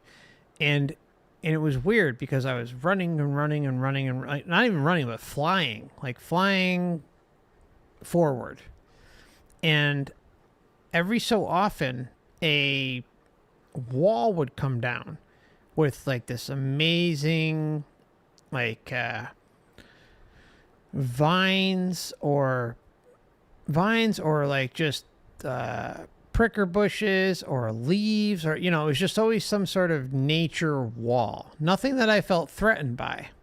And it just kept coming down, and then I'd go through it, or it would lift up. Actually, it would lift up as I, you know, came close to it, almost like, oh, okay, yeah, we're gonna, you know, you can go through. And then I would keep going, and then and then a new wall that would contain all sorts of nature surroundings would drop, and then it would keep going, and, you know, the same thing would keep happening. And finally I was like, I came with it, and I was like, no, I'm in control of this experience. And so I literally put my intention out there to zoom out, and my entire being, my entire essence zoomed out. And this is the craziest shit, guys.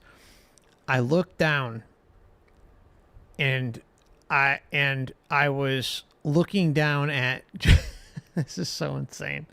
I was looking down at Jesus's head with the crown of thorns. So I was like in the crown of thorns, like on his head, like maybe going in a circle. I don't know. It was so wild. And I laughed at it, and I was like, and I, in my head, I said, this is pathetic. And I was like, let's just change this experience right now, because I became like incredibly lucidly aware of the insanity of what was going on, even though it wasn't threatening, it wasn't horrible. And then boom, like that, everything changed as soon as I put my concentration in that direction. So anyways, that's just a little crazy story. And I know you've kind of had some breakthrough trip experiences too, Heather. I don't know if there's anything else you kind of want to add before we maybe go into that. And if you are up to that, I mean, we probably should take a break soon, but and then I just want to check in with you too and see if you're okay. Yes, I'm okay. Yeah, those are wild. I back in the what you were saying in the beginning, these constructs that are seemingly like they're underneath the veil or, of our material reality, so to say, and that evidence of people having breakthrough trips that are corroborating their experiences that have similar that go to similar places, and people who, like, for instance, I I I tried DMT. This was 10 years ago. I was I wanted somebody that I know and trust was like, "Hey, are you interested in trying this? Because I was able to have this incredible experience, and I think it might be helpful for you. It could be something really profound and beautiful for you. If you'd like to try, I can facilitate it for you, and I can guide you through this process." And he didn't share anything about his experience besides what he told me. Sure, I was like, okay, sure, I'll try it. It's safe. It's not dangerous. Like, am I gonna be okay? And, yeah, it's gonna be fine. So there I am, like, uh, having DMT and get like sucked into this like vortex, like zoom, like I'm in this deep, like I break through something, like it's loud, and then boom, void. I'm in this void, black space, and it's just these red neon light, like Tron, like the grid unfolds out in front of me, this whole Damn. grid matrix thing. And I'm like, what? And I feel this being behind me. There's like this big being behind me, like a feminine, like nurturing or something kind of pushing me type being to go forward into this matrix. And so I go forward and I walk through this along the red grid lines, and then stuff starts popping up off of each like cube, like materializing off of each grid line, like a scene. And it's a scene of a like a fair, like a county fair or a carnival with all the rides and things. And there's all these like beings or people, and it's overwhelming to me. It's so overwhelming. I, I, I, that was scary to me because so I ended up doing it again 2 years later because I wanted to see if I would have a different experience. So I do it again, and again, there's this grid that folds out in front of me, and there's this being behind me, and I didn't know, like, it has all these arms. Is it like an it has like these tentacle arms. It's like pushing me, or it's like an elephant or an octopus or a being. I don't know, what is this thing behind me that's pushing me forward? Is it like I'm like a puppet? Am I a puppet? Am I being puppeteered by this thing? Go forward. And I get this lesson, and like the lesson is to receive, and like that I need to receive and be more receptive, and it's in that reception that I can experience more love. And then I'm like overjoyed because I feel like I found the meaning of life for my life or something, and I'm laughing, and I come out of it. And then I'm just like curious, looking online, like, do other people have similar things like with this grid? And I even made a comment on somebody was doing a podcast about it was like Audrey, is his name Marcus or something, whatever, doing a podcast about DMT. And I wrote as a comment, and it was like the most popular comment because I described the red grid lines and this being behind me. And I had no idea, because I didn't have any reference, that so many other people had similar experiences where they saw that same thing. So it's like, okay, are we able to access and open a door of perception in our mind that's so limited day to day because of our brain, the way our physiology is made that we're not able to see these realms until we have these substances or go into some altered state one way or another, and then we can see them, we have access to them. I think that's the case. Yeah. And not even, I think the substance thing,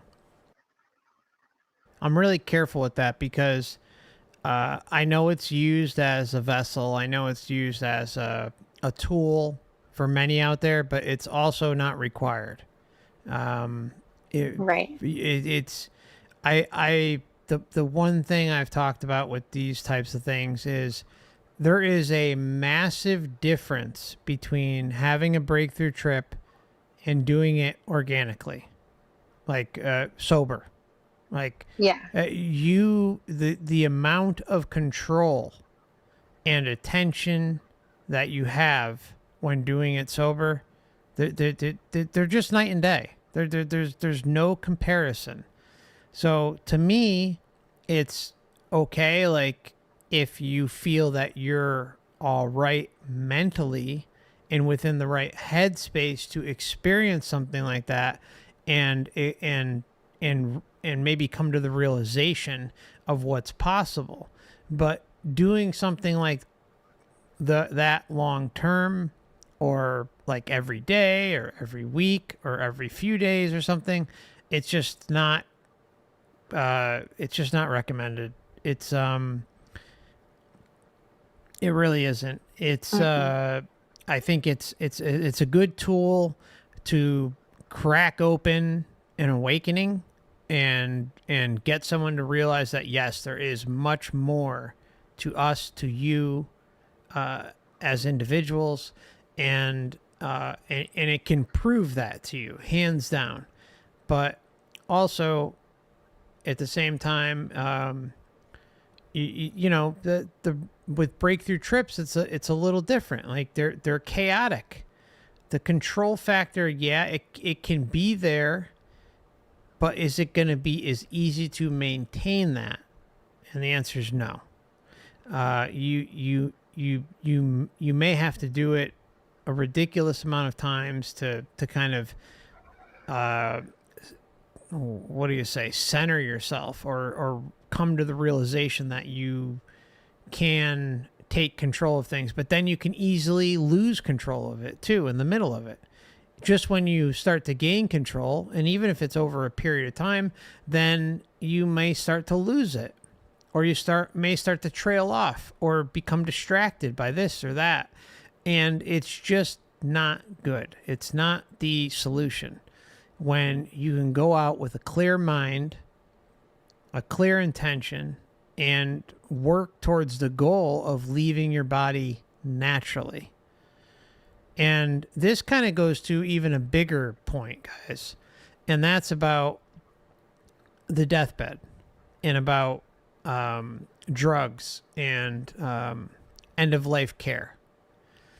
I think nobody here should suffer on their way out, but I also think there needs to be a clear directive. And again, this is just my opinion. I'm not telling you what to do. This isn't medical advice and blah, blah, blah. But I think having drugs cloud you, or at least have the ability to cloud you on your way out, is a slippery slope. I really feel that way. And that doesn't mean you should suffer. It just means that you should, have relief, but not to the point of you being a zombie. Get what I'm saying? There's a big difference between the two. And that has to be established and made clear to those who are caring for you, and at least one individual who has your back. So yeah. The nurses, the doctors, and then at least one individual in your life who you trust wholeheartedly, to make sure that the nurses or the doctors or whoever don't overstep their bounds and drug you to oblivion. Again, this is just my opinion. I'm not a doctor. I'm not a therapist. I'm not a nurse. I'm not a hospice worker. But, at that point, you're on your way out anyways, right, guys? You're on your way out. It's the end of the road.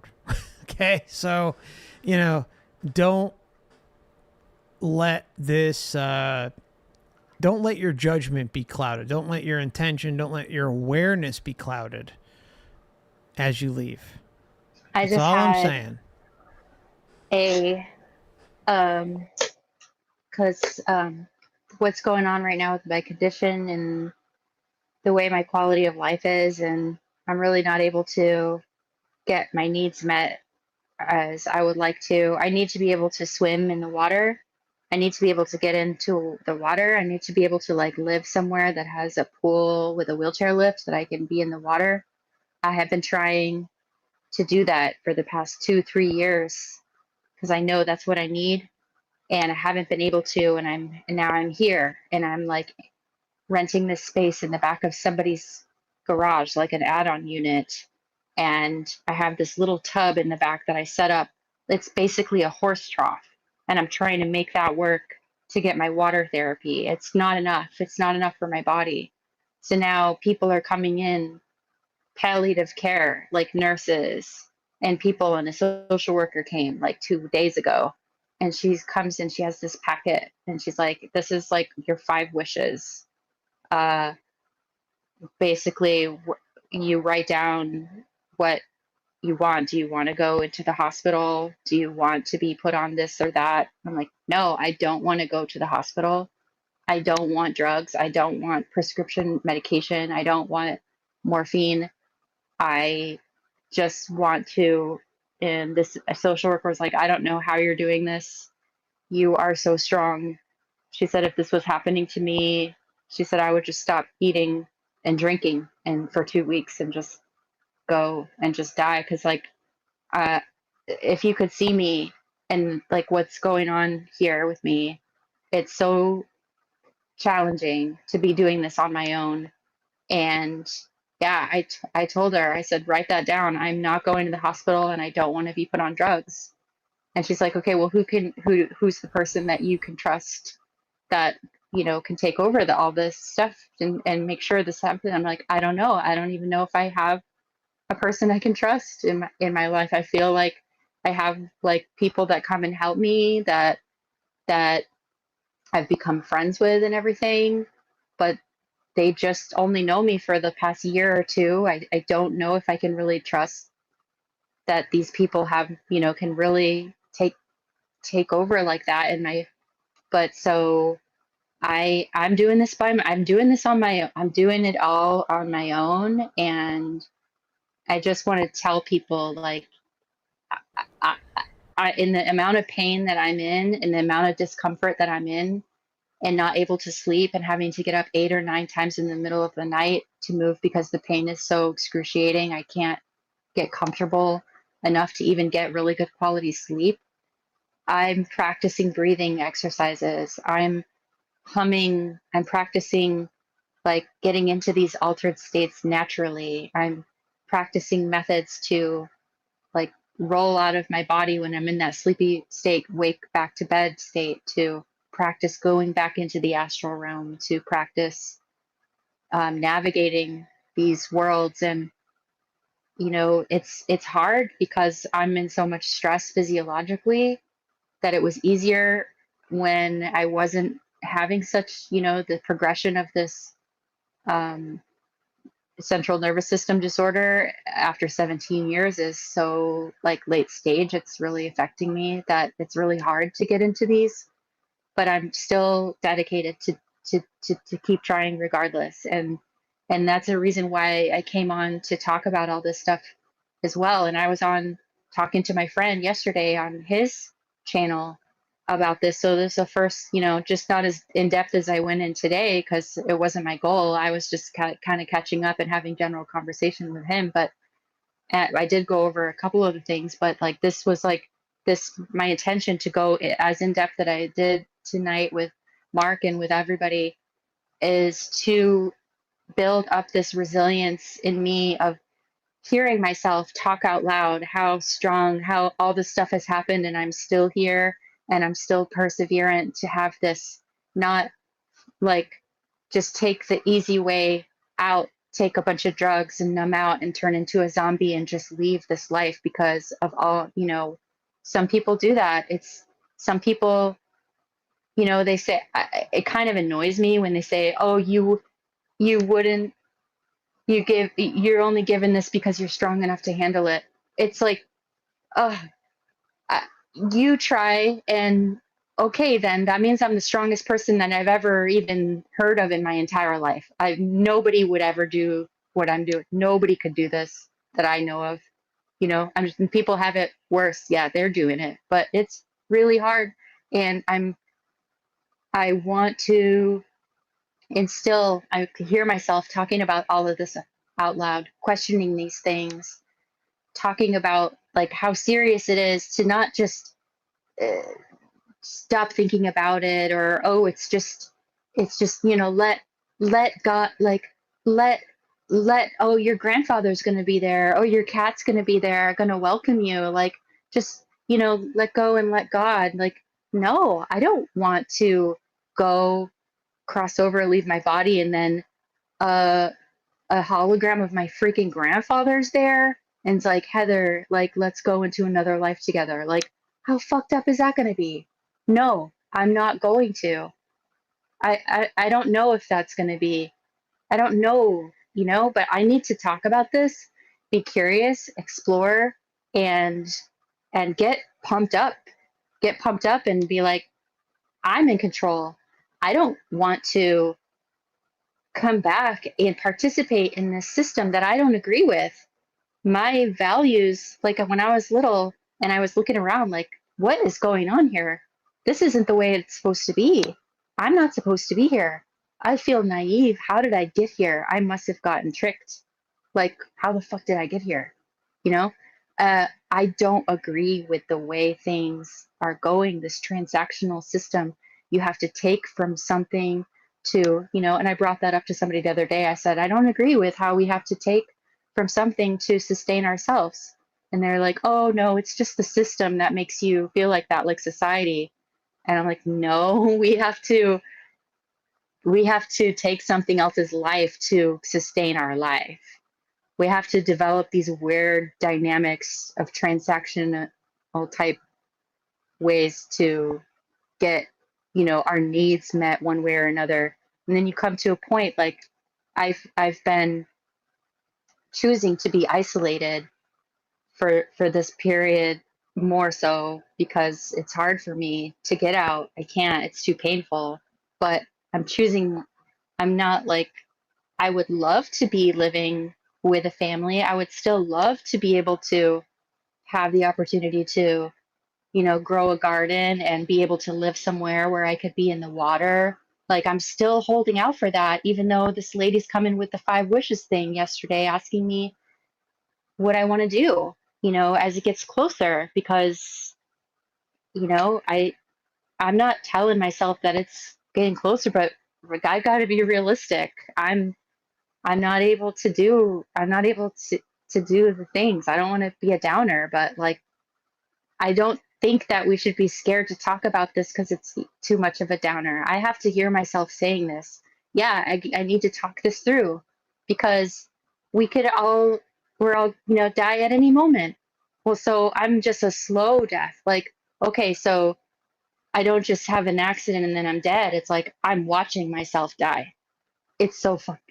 I'm watching and feeling myself die, and I have this opportunity to practice. What am I going to do?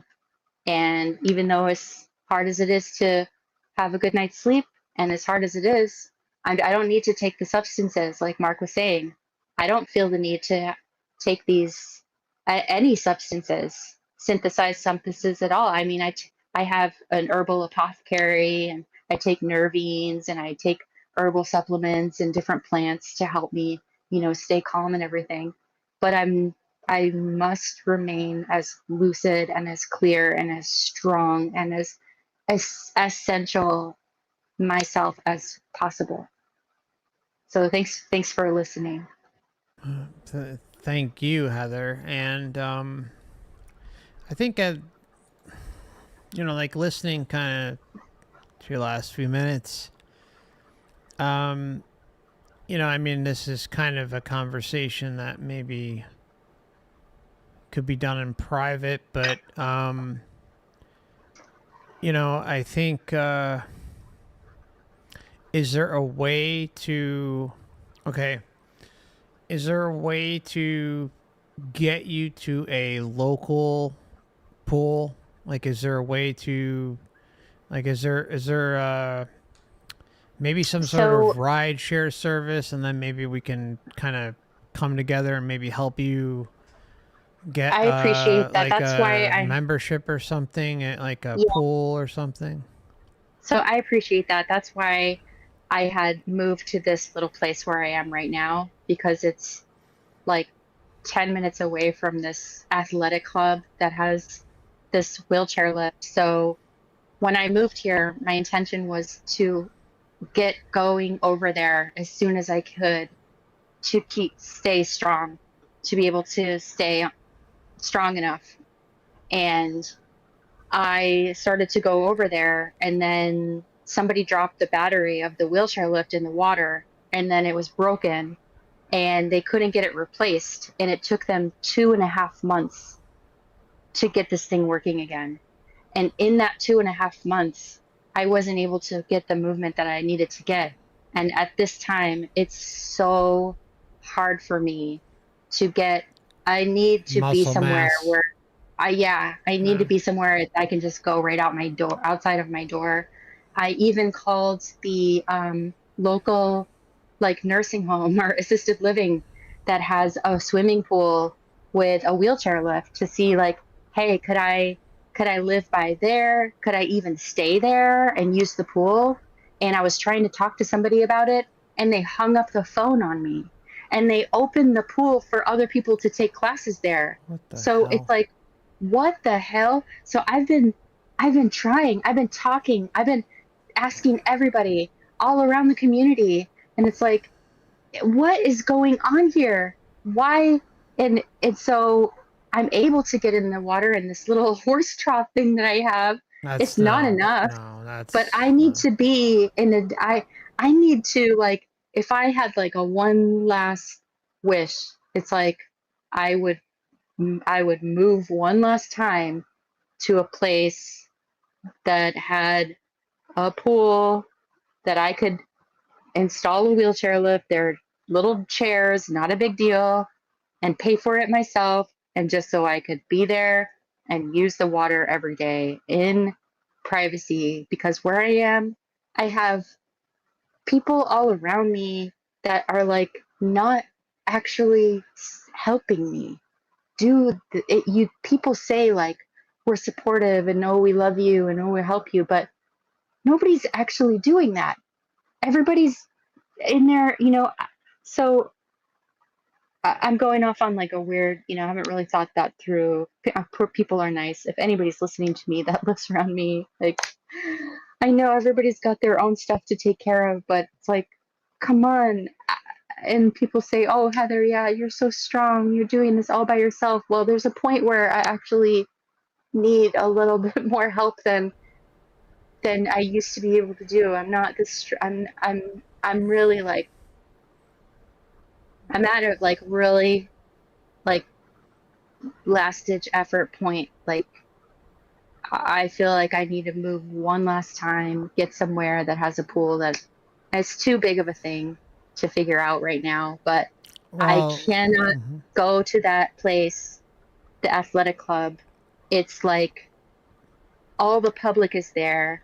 They're all staring at me while I'm getting in the water. My skinny legs, my skinny self now, how hard it is for me to get over there, get on this chair that's not even a really comfortable one. It's all awkward. And then and I'm only in there for 15 minutes because I can't. And then it's like the cost benefit, the amount of energy it takes me to get there and get back and all the stuff. I have to pay somebody $25 an hour to help me to drive me over there. And then get me back. And then by the time I get back, I'm like all beat up from it needs to be gentle right outside my door with nobody watching me like a dumbass. Sorry. I'm No, sorry. no, don't be sorry. No, don't be sorry at all. Don't be sorry at all. I'm gonna try to use you know, the power of this channel, I guess, the power of the numbers, to try and figure something out. And I know you're in Southern California. I don't want to And be here. I've been trying to move. I've been trying to, you know what's really shitty?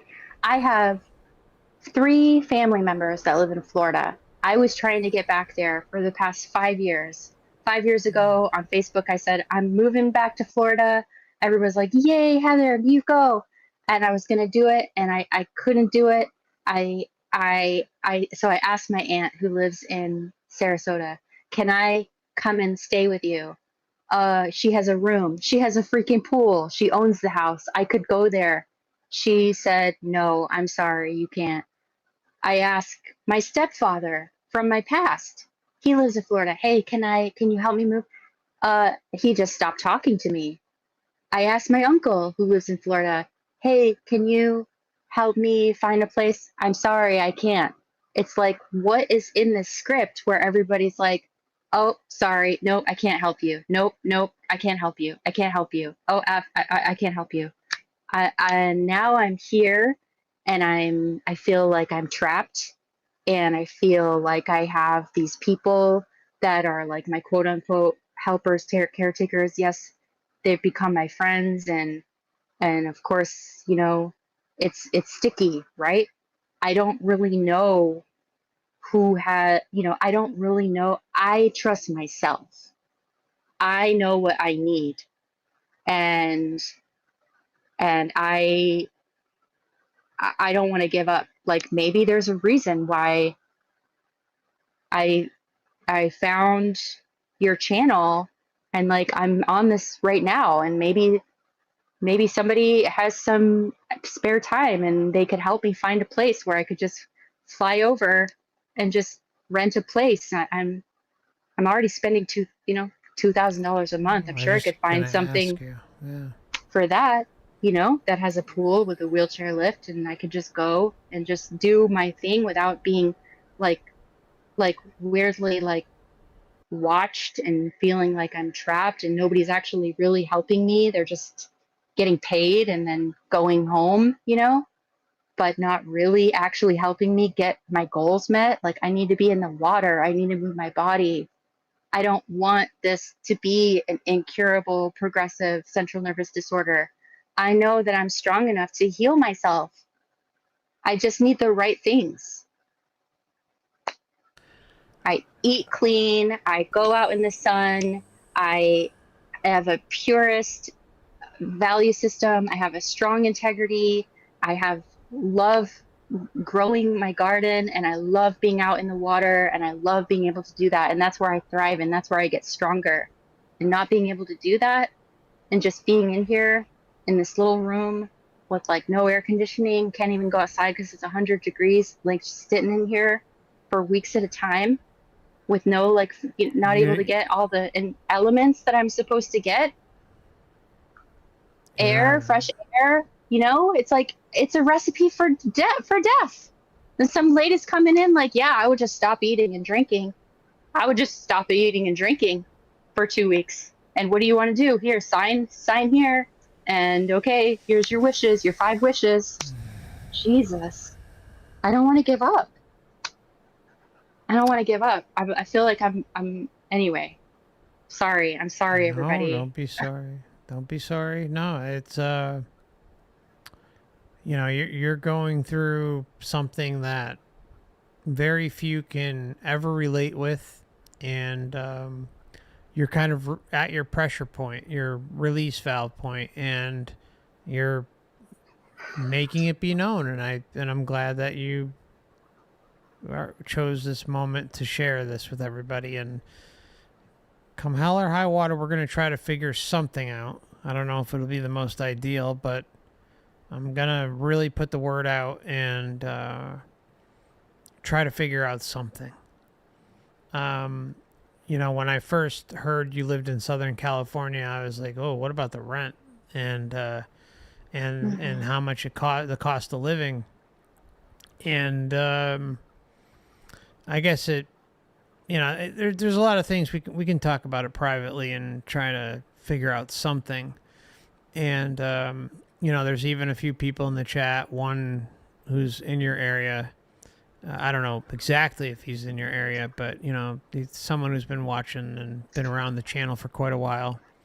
And perhaps, you know, him and, you know, we'll come together and try and figure something out. And I can't make any promises, but you know, you know, I haven't really leveraged this channel for things like this much. No, You know, I like wouldn't. I've I'm never not. actually I never have. Like so it's I'm not. you I'm know, not doing that. I'm no, just throwing it out there because you brought up at the deathbed thing, mm, and it got me all fired up because I'm resistant to that, and I'm at my pressure point, and I just want to say, like, even if I stay here, and this is where I am, and I've got the people around me that have been hired, and I'm hiring to help me, and I'm making it work, you know, as best as I can, and I'm a strong fighter, warrior. I'm not asking you, Mark, or anybody for no, anything, I think many of for us want to, any help. Heather. I Yeah, think many of us want to, and trust me, like listening to your story, and you know, I can relate on a very small level, and I know a number out there can too. Like it's these moments that you can take a channel like this and turn it into good. I mean, and I've seen it happen in all sorts of different ways, and I'd be happy to do it. I just can't make any promises, but I think, you know, I want you to be able to build up strength and have what's necessary. I mean, I find it absolutely appalling that you don't have air conditioning, you don't have a pool, or you don't have, you know, you're dealing with a no, horse wait, trough let me, and mhm. I know, freaking horse trough. Let me clarify. Okay, Okay, sorry. there is an air conditioning unit. It's behind a big uh shelf that I have to move. Uh I was asked, you know, to keep the utilities down. So I'm not using it. I'm getting by. The fans are fine. It's okay. I like being outside. I like being outside. I like being outside. That's where I can grow. I I don't like being stuck inside. I feel like I'm like, okay, and this isn't something that can be figured out in 5 minutes on the live broadcast in the chat. This is something that have to have conversations about, possibly think about, you know, what are these possibilities, ask questions, develop friendships, trust, whatever. It could take 100%. a long time if something like that, you know, could ever pan out from, I'm not, yeah. So I appreciate the advocacy and the support. I I I say that I say things like I I can move this big. I could move. Okay, it's a very small room. I don't have space for all my furniture. So I could move the shelf. I could turn on the air conditioning. I could raise up the utilities and then, you know, whatever, pay more rent if that comes to that. I could do that. I'm just getting by with the fans. I'm just saying, I want to go, I want to be in a place where I can just open my door and just hop hop out and go in the water and hire some people to help do the things that I, you know, it's not like I can't do things. You know, I could spend 2 days by myself, 3 days by myself and be okay. Might be a little challenging after 3 days, but then I need people to come in and, you know, hire people to help me, pay $25 an hour, whatever. I've been saving, I have savings. I have, you know, a 780 credit score. I'm like I'm a great person. Anyway, I'm just like I don't want this. I got passionate because of what we were talking about with the 5 wishes about not wanting to be on drugs and go to the hospital and end my life. Like, I'm a fighter, and I'm I'm passionate. I love this incarnation. I love the experiences that I have. I love nature. I feel like I want to be a nurturing presence for people that are going through all the stuff that we're going through here. I still, when people bring their kids over or something for some reason, like, I'm inspiring to kids and to people. They're inspired by my art, by the way that I'm doing things. Like, I'm a positive presence here while I'm in this life, and I want to continue to offer that as long as I can. So that's where all this is coming from. It's Yeah. completely understandable. And Heather, you're a warrior, really are. And I think, we'll talk privately and try to see where we can kind of head with all this.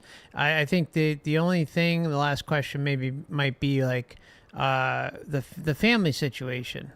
Is it? I guess it's difficult, right? Is there? Yeah, my mom won't talk to me. Nobody will talk to me.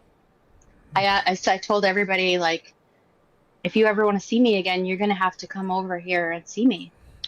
Nobody will. Nobody. No. And they're all out east, I assume, and then there's some in Florida. I don't feel, at this point, I don't feel loved by these people. So why do I want to, I haven't I get it. I haven't seen my mother since my grandfather died. That was 7 years ago. Wow. She never calls me. She's going through her own stuff. Everybody's going through their own stuff. I get it. It's challenging. No. This life can be challenging. And there's a comment about the transportation services. There are transportation services here. That's not the problem. It's too much energy for me to get myself in and out of these things, to go places. I need everything to be really close. I need to conserve my energy. It's not about transportation services. I appreciate that so much. That's so loving, but it's not about that. You're kind of at a tipping point with what you can put out and exerting so much energy between getting in the wheelchair, going out, getting in the van, going to the pool, and then getting on the chair. I mean, it's just the whole process of everything, the time consuming. I get it. And the energy that you're putting out is just, it's too much to kind of handle. So that's kind of the translation I heard. Yeah, exactly. Yeah, that's very succinct and well put. Yeah. But I want to thank you, Mark, so much for giving me an opportunity to share this incredible, like, roller coaster of experiences that I've had, and like this thinking about what is, like, this life script about. Like, some people would say, like, oh, you're fast tracking your karma, or you're getting so much done in one life so that you can, elevate yourself to a higher level after this life is over. I don't know. I don't know about that. I don't even know what I will do. I want to know, like, what I will do. Like, I don't want to be pressured when I'm crossed over. I don't want to be greeted by anybody I know or have known in my life. I want to be left alone. I want to be left alone so I can figure it out by myself without any pressure. That's the intention you need. That's it. You got it. I mean, you're putting out the right energy, the right intention is, and I think something I talk about regularly is, like, as long as it's like the unrelenting within, that's like your directive, period, point blank, no questions asked, no big deal. Like, I think there's like a tipping point that many of us reach, like, where, some will be like, oh, well, the what if is the big one. well, what if this happens, or what if that happens, or what if. The what if shows, I'm just going to say it shows weakness. And that's not anyone's fault. Like, everyone kind of comes to this information at certain points in their journey. And I am not, trying to say anything about anyone. I'm just saying, like, I think everybody really needs to get to that point of that unrelenting intention. And Heather, there's no doubt you're there. Many in the chat are there too. It's like, hey, on my way out, I want to be left alone. I want to do my own thing, and I want to make my own directives and go my own path. And that's sovereignty in a nutshell. And it's also standing in that, and standing in the fact that you are, just like everybody else, a creator being, capable, a true essence creator being that is capable of going their own way and not relying on external influence of any kind. And that's what matters. So I really appreciate you coming on, Heather. It's been a pleasure, and I think we'll try and do this again as long as you're up to it, and maybe have Dan come on and because we've got a little bit of a late start, but perhaps maybe down the road it'll work out. Yeah. And yeah, so I feel like this was really intense. I went into a lot, and no. I went into a lot, and I just want to ask, like, I don't want to have my last name on the description. I don't want people to be able to easily find this. I didn't share it on my channel. I didn't tell anybody about it. I'm sure somebody I know is probably watching somehow, but I did this for myself. Came on here. I don't want anybody to try and contact anybody in my family. I don't want anybody to try and talk on my behalf about anything. Please, if you want to help me, message me directly. And if you just want to follow along on my journey as I go, I have the link tree, and you can find my different things, their Patreon. I have my Instagram. I have my YouTube channel. And when I have the energy to do stuff, I put stuff out. And yeah, I this is just, yeah, for me, even though it's like a big platform channel with a bunch of people watching, and I think as long as my last name isn't attached to the description, it wouldn't be too easy for people to find unless they're really into this topic. So sounds good, Heather, and really appreciate you coming on, and thank you so much. Really, it's you are the definition of a brave warrior, and we're going to try to figure something out, and look forward to other conversations in the future. And thank you, everybody, for watching. If you want to find Heather on her social media and various links, you can find it in the description, and it's got her YouTube, her Cat's website, and her Etsy accounts if you want to purchase some of her artwork or some of her merch. And then there's a Patreon and stuff like that. Feel free to check it out. And there's a PayPal too if you'd like to send over a one-time donation or set something up. But all that's there. And Heather, it's really been a pleasure. Thank you so much for stopping by with us tonight. And I'm sorry it took so long to get started, and I'm sure your energy is probably pretty low at this point, and I apologize. It's just nothing ever goes right here. No, I can't believe it. It's almost probably it's like 4:30. I can't even believe that we're doing this late. I really applaud you, Mark, and your dedication to helping people, get strong around this topic, and to explore the truths of what's really going on, and keep up the great work. And thanks for staying on and going through this story with me. And like I said it before, just please don't feel any pressure. It's just all in the heat of the passionate moment, coming up with like, But I'm level-headed. I'm balanced. I'm day to day doing the stuff. So we got this, people. We got this. You and your journey, me and my journey, everybody's journey. We got this. So yeah, thanks, Mark. And yeah, I'll talk to you soon. Thank you, Heather. You're an inspiration. All right, everybody. We'll catch up soon, and really appreciate y'all stopping by tonight. Please consider hitting the like button on the way out and sharing this video and subscribing to the channel if you're not already.